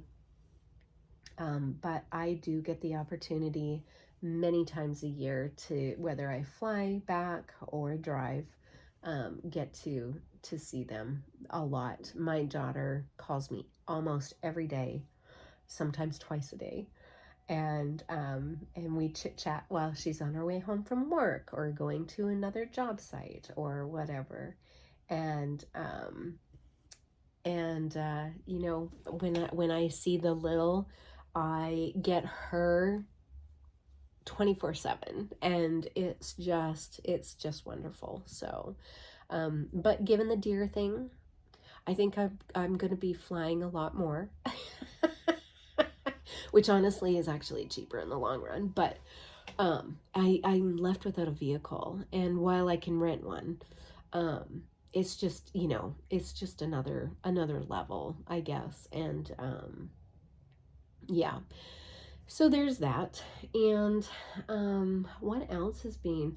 Ooh, Mr. G and I got married. He's so thrilled. So we had gotten engaged in July, is that right? July of last year. And we went shopping for rings because he's been wanting to give me a ring for a really long time. And anyways, we went shopping for rings, and my intention was to take him to the jewelry store and pick out like 3 or 4 different styles and sizes and things that I liked, and then he would come back, and figure out which one he wanted to propose with. And nope, we were in the store, and I was like, "Ooh, this is," and he is like, "That's it." That man, he's the sweetest guy. And so yeah, so that happened, and then we decided that my daughter's 30th birthday was in October, and when she turned 21, my intention was always to take her to Vegas and, have a girls' weekend, maybe take a couple of her good friends and have a girls' weekend. What happens in Vegas stays in Vegas. And that we would have a really good time. Well, she has my little grandbaby, and she was working. She was working and going to school, and she was just exhausted. And also at the time, I was also then going through a divorce, and it just was not, it was just not a financially good thing for either one of us or time wise, and so we just didn't do it. And then on her 23rd, I was thinking maybe we could do that, and um but of course we didn't want to bring the grandbaby. And while there are uncles who can watch her, leaving them for a long weekend with a small child um was not, and dogs, that's a lot of responsibility on two boys who are gamers. And so we were just like, okay. So anyways, we decided, well, her 30th, I decided her 30th was coming up. So I was like, hey, how about we do a family vacation, celebrate your 30th birthday in Vegas? How fun would that be? And she's like, yeah, that sounds great. And I'm like, and while we have the family together, Mr. G and I are thinking, like I've always wanted to be married by Elvis. So we're going to kill two birds with one stone. She's like, you're not getting married on my birthday. And I'm like, no, no, no, your birthday's your birthday. And so we did that. And you guys, it was the best. It was the best. So we ended up driving from Ohio to Vegas in two different cars because we had to take Biggie Boy, Odin, with us. And so we found a hotel that the boys could be in with the dog, that would take a dog that big. And so they drove with Biggie Boy, and Mr. G and I drove, but we stayed together. And we ended up doing that drive in a day and a half. We all took turns driving, so there was no sleeping. We slept in the car, but we didn't have to do a hotel on the way because we just wanted to get there. And we got there a couple of days before my daughter and her family. And just to get the lay of the land, sign things that we needed to for the wedding, and make arrangements as well, for my daughter's birthday and all things. And so then I picked them up at the airport the next day, I think, after we got there, maybe 2 days after. And we got them all situated in the same hotel with us. And the boys were in a different hotel because our hotel would not take a big dog over 100 pounds. And Mr. Biggie is well over 100 pounds. And so we did some fantastic eating. Oh my gosh, for my daughter's 30th birthday, Brendan made reservations at an awesome restaurant. And for the life of me, I can't remember which one, but they only have like one private room, and we ended up in that room for her birthday. And so we had our own concierge, we had our own waiter and staff. It was fantastic. The level of service was just fantastic.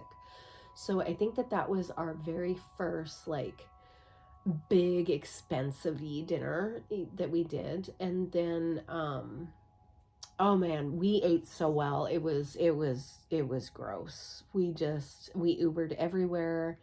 We just had the best time. So we had her birthday. We did the Sphere, which was very cool. And so none of my kids, I don't understand this. So they had U2 having like a concert on screen, and none of my kids were interested in the concert. I am like, what a great experience. I love U2. I've seen them in concert a couple of times. I love them. And I was very excited about it. I was like, U2, and like, how cool would that be? And they were like, meh. So we ended up doing the Postcards from Earth show, and it was fantastic. Like and the interactiveness in the Sphere is cool. Like, yes, it's an expensive, tickets are expensive. I mean, everything in Vegas is expensive, let's be honest.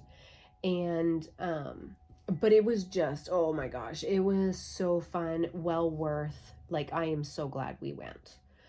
So we did that as a family. We did another attraction that is big there. What is it called? Anyways, we did a couple of attractions that were very cool.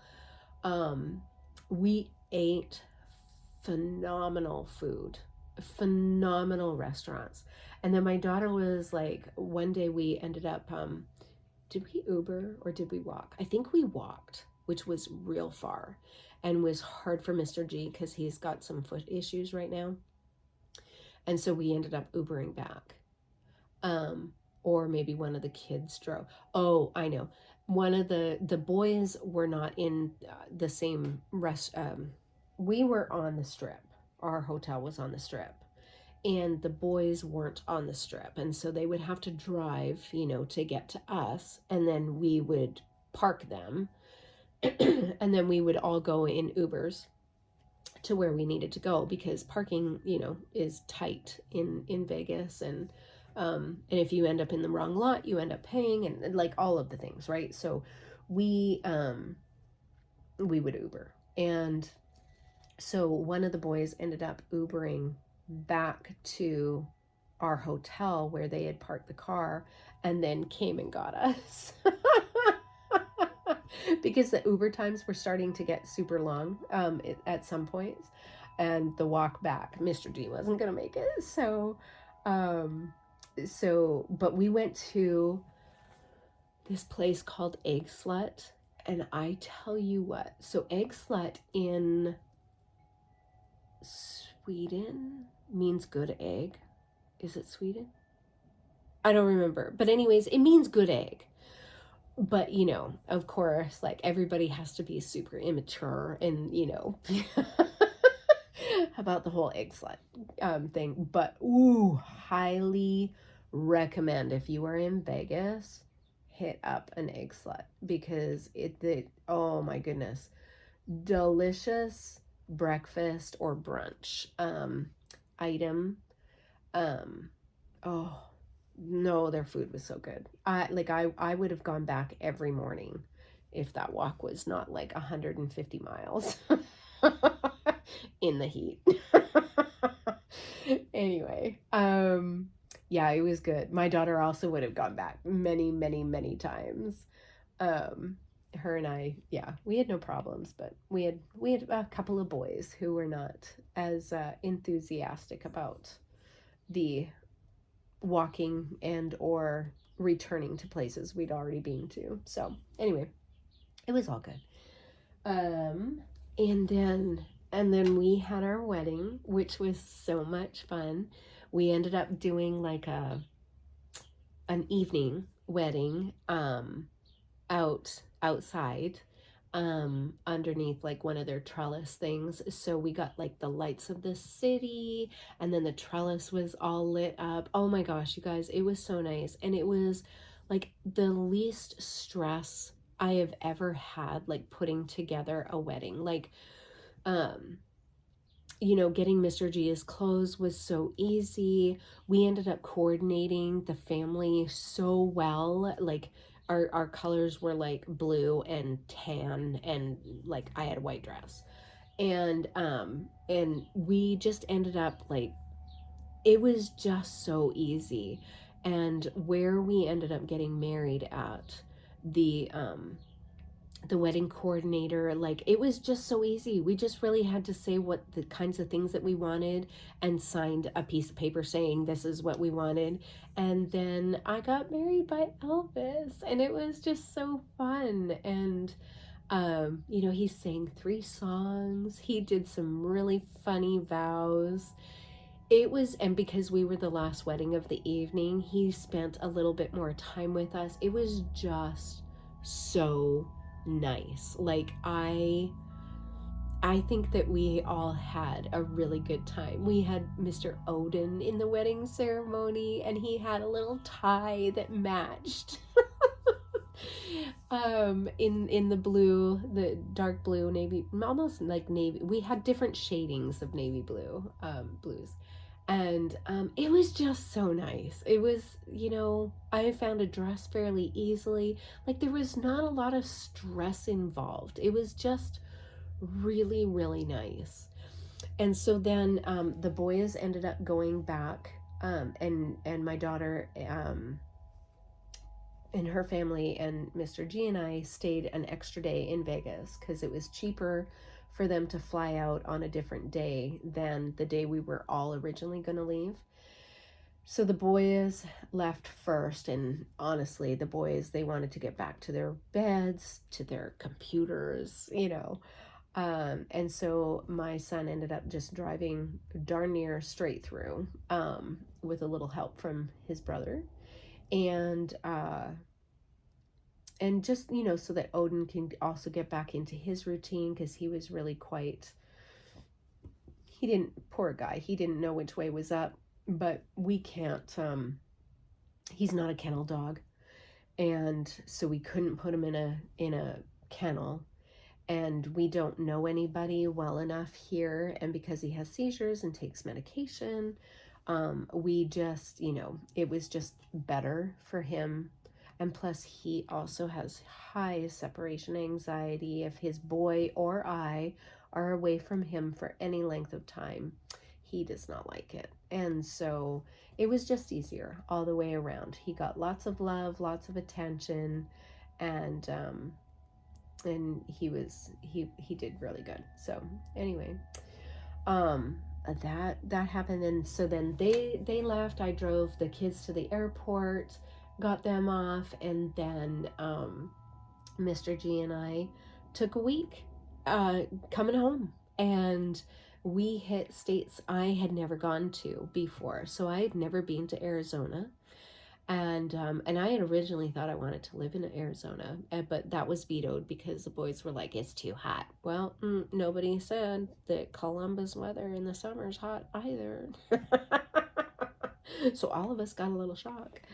Um, and so I was able to go to Mesa, Arizona, and go to the attic, and that was so much fun.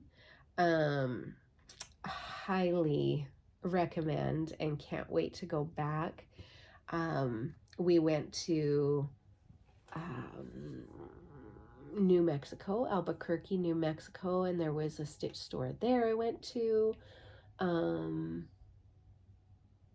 We went through, is it Oklahoma?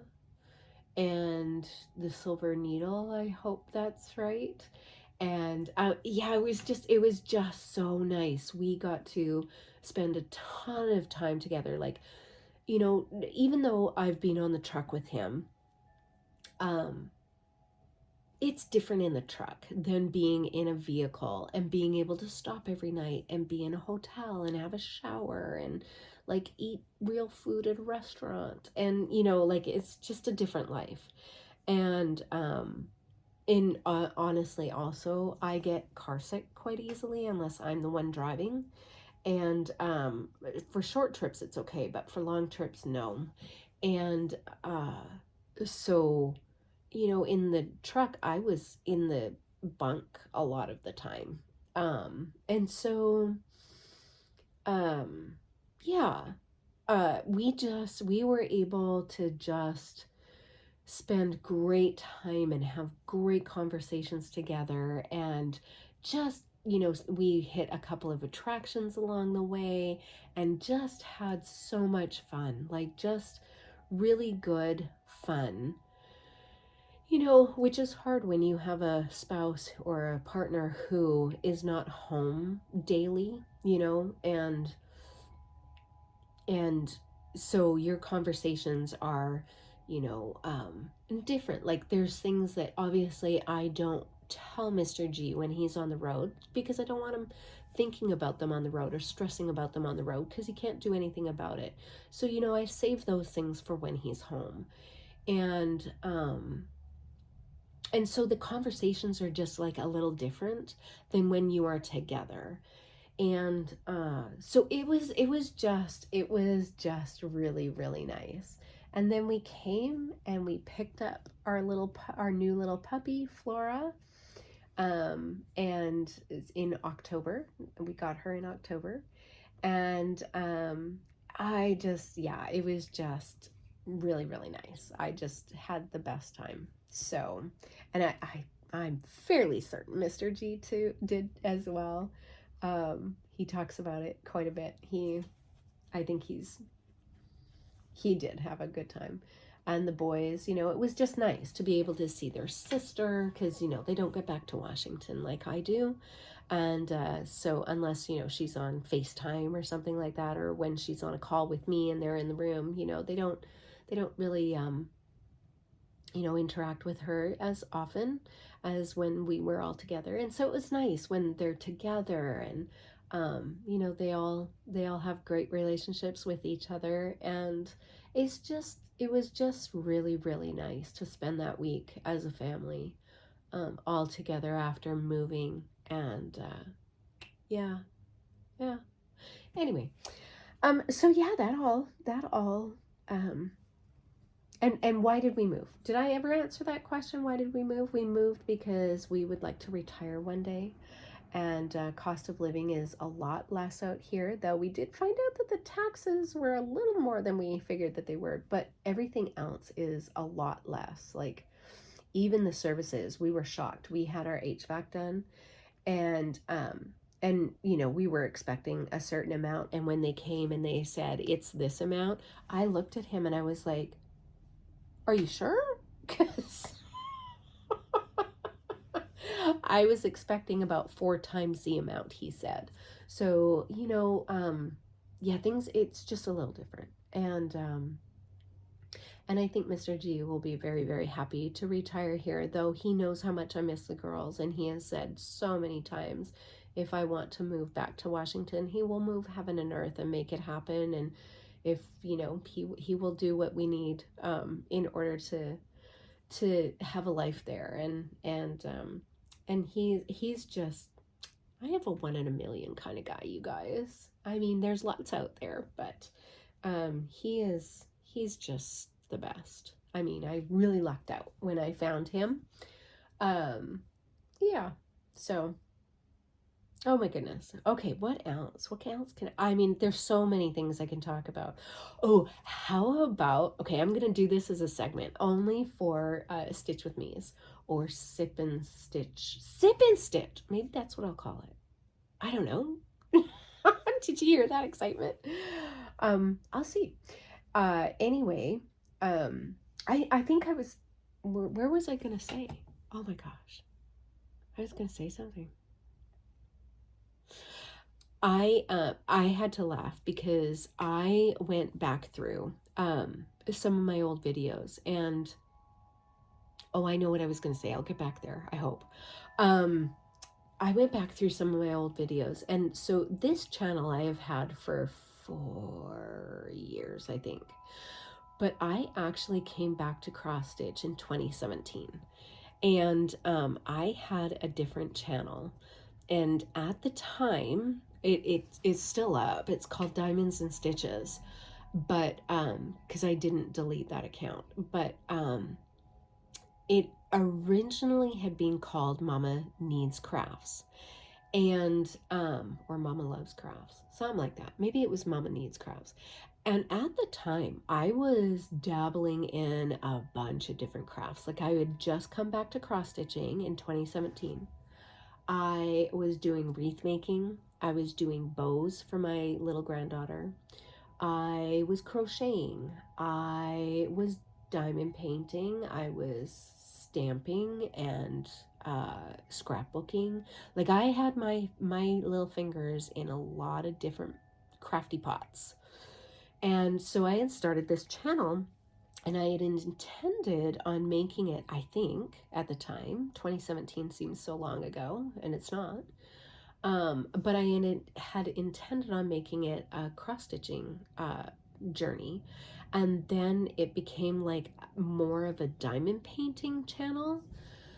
And there were some things, like I have to say, I've been in a lot of different crafts and a lot of different groups. And it is amazing to me the amount of, I don't, drama isn't quite the right word, but the right word is escaping me right now, so drama is going to be it. That goes with each craft, right? Or like I used to belong to the PTA. Oh my gosh, the amount of drama that happens in PTA, Girl Scouts, like all of those things, Girl Guides. Like I was a Girl Guide because I'm Canadian. So, oh my. When I put my daughter in Girl Guides, I was like, okay, well, just little different levels of, and so there got to be a little bit more drama within the diamond painting world or community than I wanted to be in. And because at the time I was starting a job, and I hadn't worked for 20 some odd years, and so there was this huge learning curve and just the additional stress. Like I couldn't. And I just couldn't for my own mental health. And so I stopped doing that. But I kind of like skimmed through because there is another floss tuber whose name is Stitches and Diamonds. And when that popped up, I was like, oh, why is this being recommended to me? And because it's my channel, right? And I'm like, that's really weird. And then I looked at it and was like, oh no, it's reversed. Well, this other floss tuber, she is also a designer, I think, too. So if you have the opportunity, go and check out her channel. That's Stitches and Diamonds. But mine was, I then changed it from Mama Needs Crafts to Diamonds and Stitches because I became more into the diamond painting and a little bit into the cross stitching.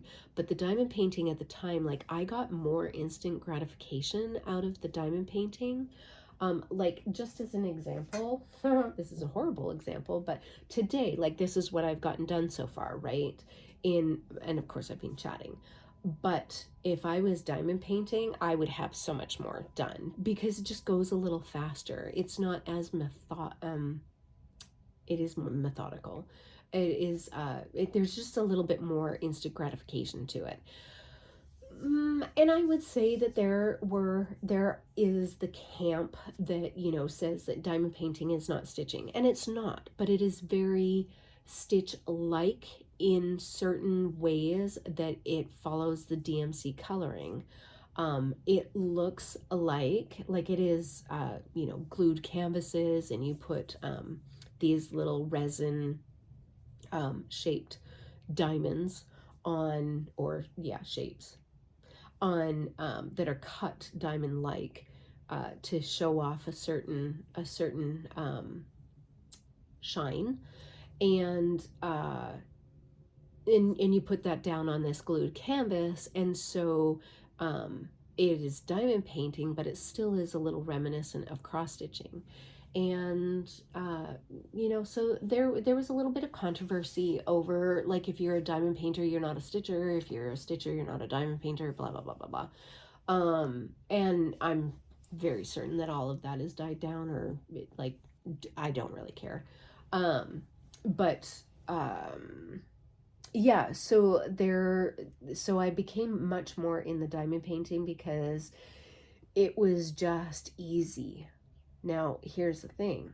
It's not as portable as cross stitching is, right? Like you can take your pattern and you can take a couple of skeins of floss and you can pretty much cross stitch anywhere. Like I can cross stitch in my car. I can cross stitch at the doctor's office, in my living room, in my bed. Like, if I wanted to, sitting on the toilet, I probably could do that too. Like, not that I do, but just saying. And, but diamond painting is not the same. Like you need to have a space to have that. You can't have it completely out because of the glued surface. You don't want dust to get on it, or your stuff isn't going to stick. And like there's a lot of different things that go along with diamond painting. And also, a lot, if you are going to get high quality diamond painting, a lot of the pictures, in order to get the detail, are large. And there's only so much wall space, you know, that you can have. Like, I probably finished 9 or 10 big diamond paintings, and they are not up in my house because they just, like, they're huge. They are huge. But I'm looking at a spot right now that I could put one, and I might be doing that on the wall that's right over here. And like, I'm not super invested in it being in my sunroom because it's going to get the sun beat on it, and if it fades, it fades. If it, you know, it's behind glass and it's fine. But it's not like a stitch piece that it would fade badly in the sun. And yeah, so I might do that. Well, anyway, but I really but at the time that I was starting to do like some stitch with me's, and I'm pretty sure I called them sips and whips and sips, I think. Or maybe I did that with the diamond paintings. And I would just chit chat and sometimes would, yeah, it was just fun. It was fun to do. And then when I came to change my channel and became Cross by Floss, which I probably had a different name when I first started then too. You know how you have these, okay, here's another like little squirrel thought. You know how you have like these shower thoughts? I have shower thoughts. And I'll be in the shower and like this name will come to me and I'm like, oh, that's a perfect name for a title or a book or like whatever, right? And one day I'm in the shower and Cross by Floss came to me and I'm like, oh, that's a good name for a floss tube channel, right? So I was like, that's how it came to me. Oh my gosh, it's funny. Okay, let me count one more time here.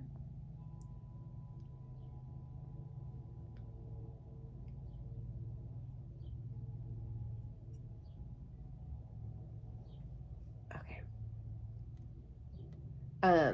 Yeah, so I've had this channel for what, 4, maybe it's coming up to 5 years. I don't even know. But I did come back in 2017 and had a completely different channel and different look and different everything. And it's funny because I looked at my very first video and I was in my granddaughter's room because it was the best room in the house. It had like serious light and oh gosh, yeah, painful, you guys, painful. But anyway, so back to the whips and sips. So I used to do that, and so, you know, we would have like an afternoon beverage and a sip on something yummy and chit chat and work on a whip. And so yeah, I don't know if I'm gonna go back to that. I do know that, you know, a lot of people call their stitch with me. I think there may be a couple of people who are doing sips and whips or stitch and whips or something like that. So maybe I just go with sips and stitch. Sips, stitch, and sitch. And now I'm just being silly. I have no idea. I don't know, but I will figure it out. Oh, maybe that's too many. Yes, way too many. Okay, so what I was gonna say was, see, I remembered. Oh, that's pretty good. What I was gonna say is, in a segment I'm gonna do in just with these stitch and sips, sip and stitch, sips and stitch. I don't know. Anyway, what I was gonna say, in this segment, I was thinking we could do like a thing that either bugs us about our partner or it bugs our partners. So I was thinking about this. This is also another shower thought. There, according to Mr. G, there are not a lot of things about me that bug him. But the one thing that does, and what I was really surprised at, is my hair in the shower. And before you get grossed out, I don't keep my hair in the shower, but there's a reason why I'm not a hairdresser. I don't like wet hair. Like once it leaves the head. So when it gets in my hands, and I shed a lot. I shed a lot. My dry hair, I have no problem with. But once it becomes wet, like the feel, I just don't like it, right? So I ball it up and I like stick it on the, like throw it really, according to him, either on like the floor of the shower or on the wall. And once it dries, I'm happy to go in there and pick it all up, right? But unfortunately, and I only wash my hair once a week. This is way too much information. I only wash my hair once a week. And most of the time, like there are some exceptions, obviously. And Mr. G is bald. And so at first I was like, oh, you're just jealous because you have no hair. And but no, it was the bending down to pick up the hair before he had a shower so that it wasn't going down the drain, right? And I always make sure, like my hair clumps are big enough, they're not going down the drain. And normally I'll scoot them all, into the corner of the shower, and then I just wait. Like I'm gonna shower the next day and overnight it's gonna dry. Well, unfortunately, and I did not realize that this bugged Mr. G, and of course I fixed it since then because we don't want to do things to our partner that are triggering or, do things in spite or whatever, right? And so of course I fixed it, but it was bending down to pick up the hair. And so at Christmas, he had sent me like an Amazon link for like a hair catcher that you put in the shower, and then you just put your hair in it, and then he's fine actually cleaning that out. He has no problem cleaning that out. He just doesn't like it on the floor of the shower. And I don't like picking up wet hair. So so it has been fixed. But it took him years to say anything, you guys. Like, literally years to say something to me about the hair in the shower. And I didn't do it on purpose. It's just I personally don't like wet hair in my hands or the feel of wet hair. And so I deal with it when it's dry. So, being that, as I've, spilled some weird thing, what is it about, like, has your spouse or partner ever said something to you that like seems weird? Like, no, yeah. And like our shower is our shower, right? Like it's not the family shower or anything like that. Other people aren't using it. It's just him and I. And because he's gone 5 days a week, like the shower really is like I've got all my products in there and all the things, right? And so I don't really think too much, like I'm the one who cleans the shower and all those things. So it seemed like very I did not realize that it bothered him. And as soon as he mentioned it, of course I did fix it. But yeah, is there something about your partner that either like you were told something that seemed like odd to you, or there's something about your partner? Like, put it in the comments and then we can like giggle and talk about, like nothing hurtful or, detrimental to anybody. Just like something that seems kind of funny, and you both get a giggle over, like, yeah. And we can talk about it during Stitch With Me's. I think that would be really fun. The other thing that I want to do also in the Stitch With Me is in my regular videos I do shout outs. Like I do a spotlight on a stitcher, and but in these videos I want to go just a little further, and I'm not going to call them spotlight on a stitcher, but more of a like, hey, go watch these channels. Like these are people I have either found recently, some are going to be new to me, some already have a lot of subscribers but they're new to me, And then some are in that 1,000 sub club. And if you're not familiar what the under 1,000 sub club is, that is where a Stitcher has not quite gotten to 1,000 subscribers yet. And not that they might be a newer Flosstuber. They've had, quite a few videos out so far. They just haven't made it to 1,000. And you'll need to pardon me because I don't remember like what the benefits of being 1,000 subscriber channel is, but there are some benefits that go along with that, like whether or not your time, like your video time can be longer, or like there's certain things that you get once you hit 1,000 subscribers for YouTube. And like seriously, some people who have not made it to 1,000, I'm really surprised at. And so really in the Stitch with Me is what I'd like to do is just talk about like Flosstubers I watch.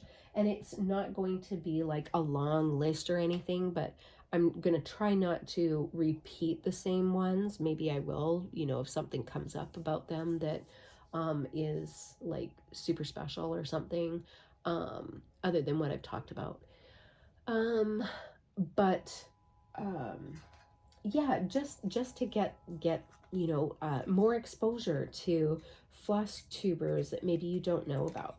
So given that I talked about all that, the first one I want to talk about is Andrew, the runner stitcher.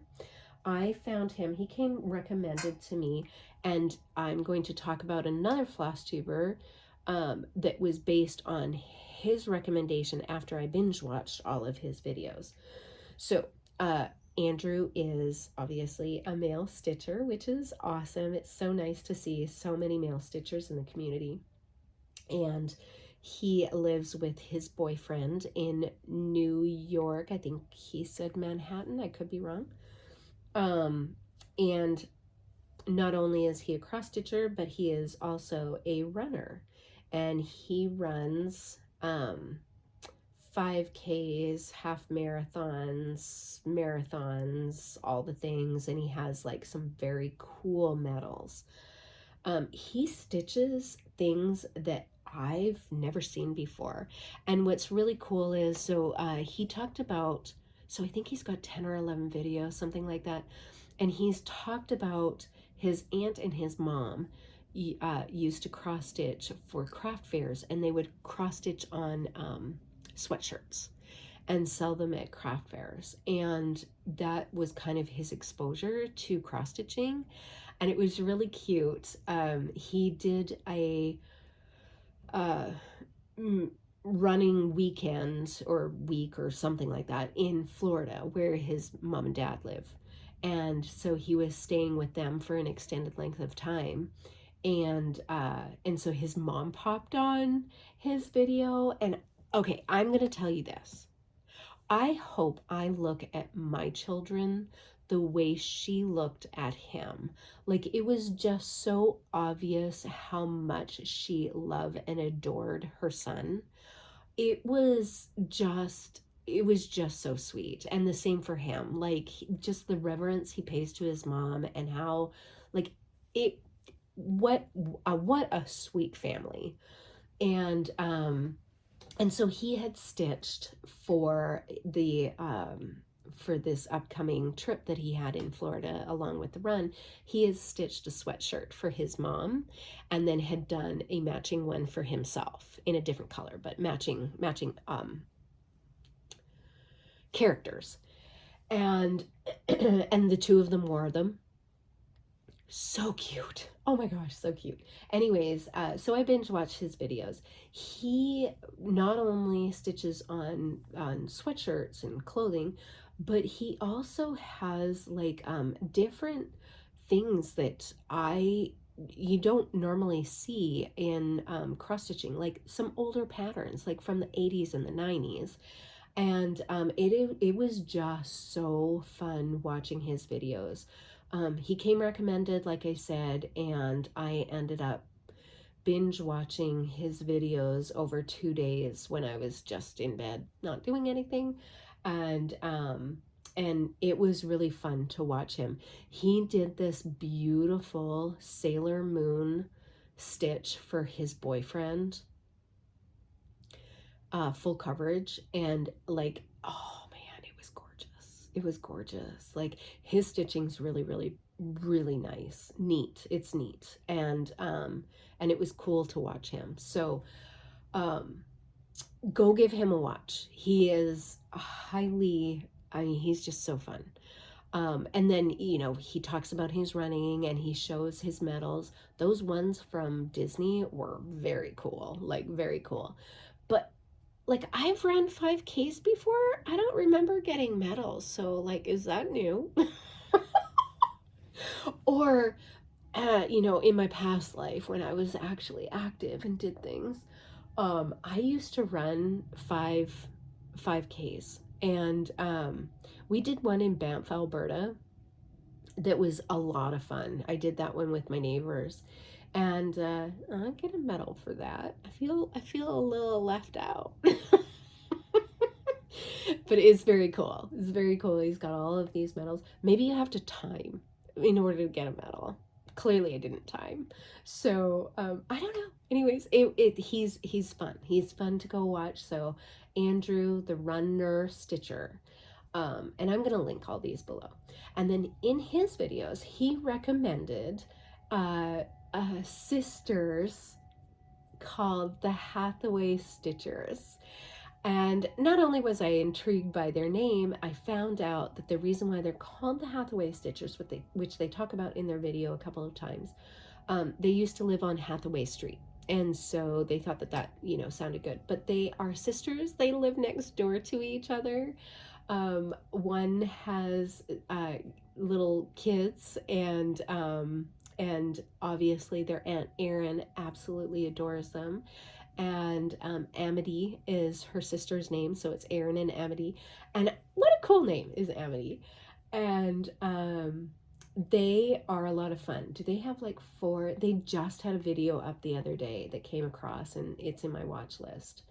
And so that was they also show a lot of different things that, you know, so I'm a Mirabilia stitcher. I am a sampler stitcher. I have a couple of like different stitches that I do, like this one.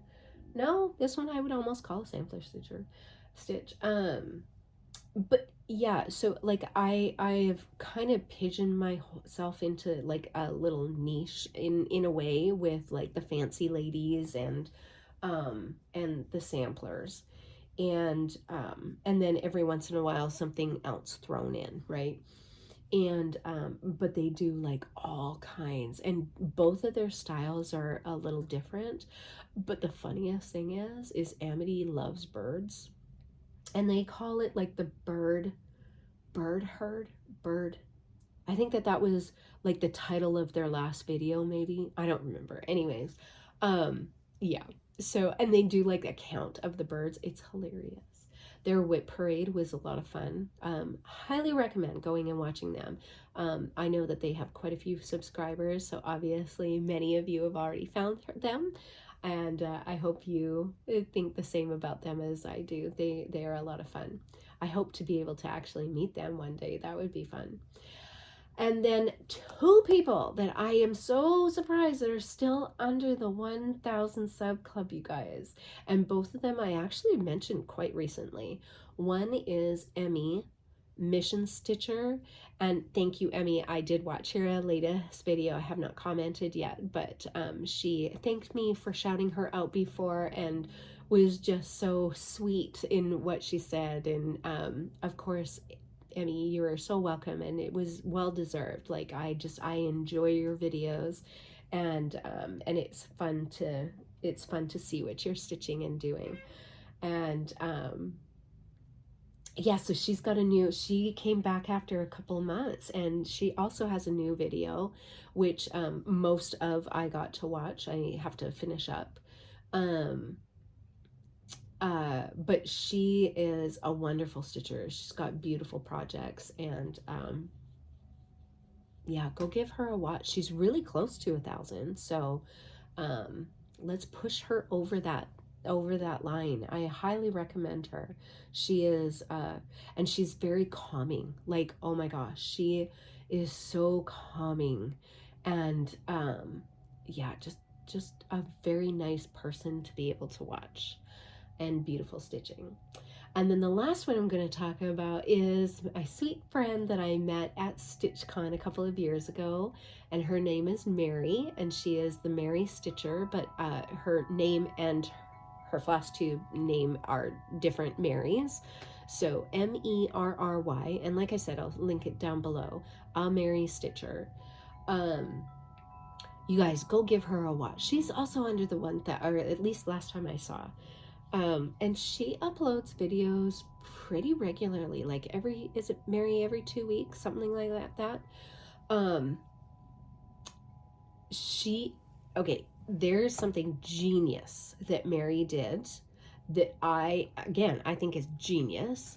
She did what she calls the lazy stitcher, the lazy girl finish. Lazy girl finish, I think is what she called it.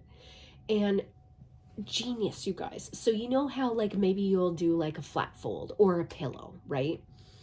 So instead of having to like do the flat fold portion or stuff the pillow and make all the corners all beautiful and, you know, put some edging and all the things on, she came up with this thing that, so she finishes the piece, puts a finishing material on the back, sews up the 3 sides, and finishes the bottom but does not close it up. And then she takes those acrylic stands, right, that you get that you can put like a picture in, and it's the acrylic bottom, you know, acrylic top, and whether it's horizontal or vertical, and she then puts that piece on over top, and it's like a stand-up, and the whole thing gets covered, so you don't know that it's an acrylic stand underneath, right? And I'm like, Mary, that was genius. So for those of us who don't have the most prolific sewing skills, that was genius. Okay, in my next video, I'm gonna have to talk about my sewing experience. Remind me. Oh man.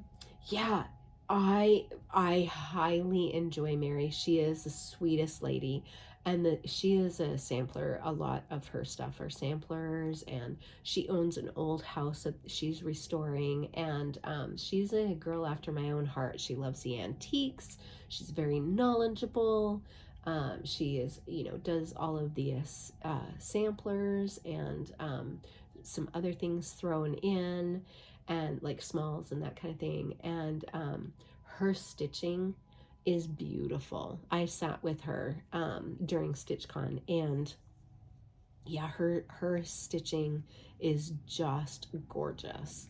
And she's just a sweetheart. So go watch her. Go watch her. She's just a lot of fun. And of course, during my journey here, I will talk about other Flosstubers. I have a lot. I watch a lot. When I have time, I have many friends that have Flosstube, and I join them. I like to see, you know, kind of, even though I talk to them, some of them, and know what's going on, it's still fun to watch their Flosstube videos. And you guys, we just have like the best community. So yeah. All right, well, I think that this is over 2 hours long, and look at how much I got done, because there was chatting and I can't stitch and talk at the same time. I should have chosen a pattern that just had like a border, that I was just doing a border and I just had to know where to stop and start. Next one will probably be better. Yeah, getting back in the saddle. Anyways, I missed you guys. Thank you so much for coming and joining me, and I hope that I gave you at least a few laughs during the time here that we had, and that there wasn't a whole lot of bad background noise. But I hear Miss Flora getting restless, so I am going to go and rescue her. and take her for a walk around the block, and then get ready and go and get Mama Ann from work. And we're going to see the eclipse tomorrow. How many of you are going to see the eclipse? My son is very excited, my oldest. I don't know why he wasn't into anatomy, astrology, because he loves this stuff. We had the eclipse back in Washington a number of years ago, and it passed over where we lived, and so we didn't have to leave our house. But here we're gonna go to Cleveland, I think, and join the hordes of people that are descending on Columbus and in Cincinnati area, and watch the eclipse tomorrow. So we're doing that. And so I'm hoping maybe I can take some stitching with me, and while we have a lot of downtime waiting in traffic and or finding a spot, I will be able to actually do some stitching on my Monday Mirabilia, because I've not stitched on her for almost, it's been a good 6 weeks, I think. So got to get back to that too. So anyways, all right, I hope you enjoy the rest of your weekend, the upcoming week, or whenever you watch this, and I will see you again soon. And until then, hugs and stitches to you all.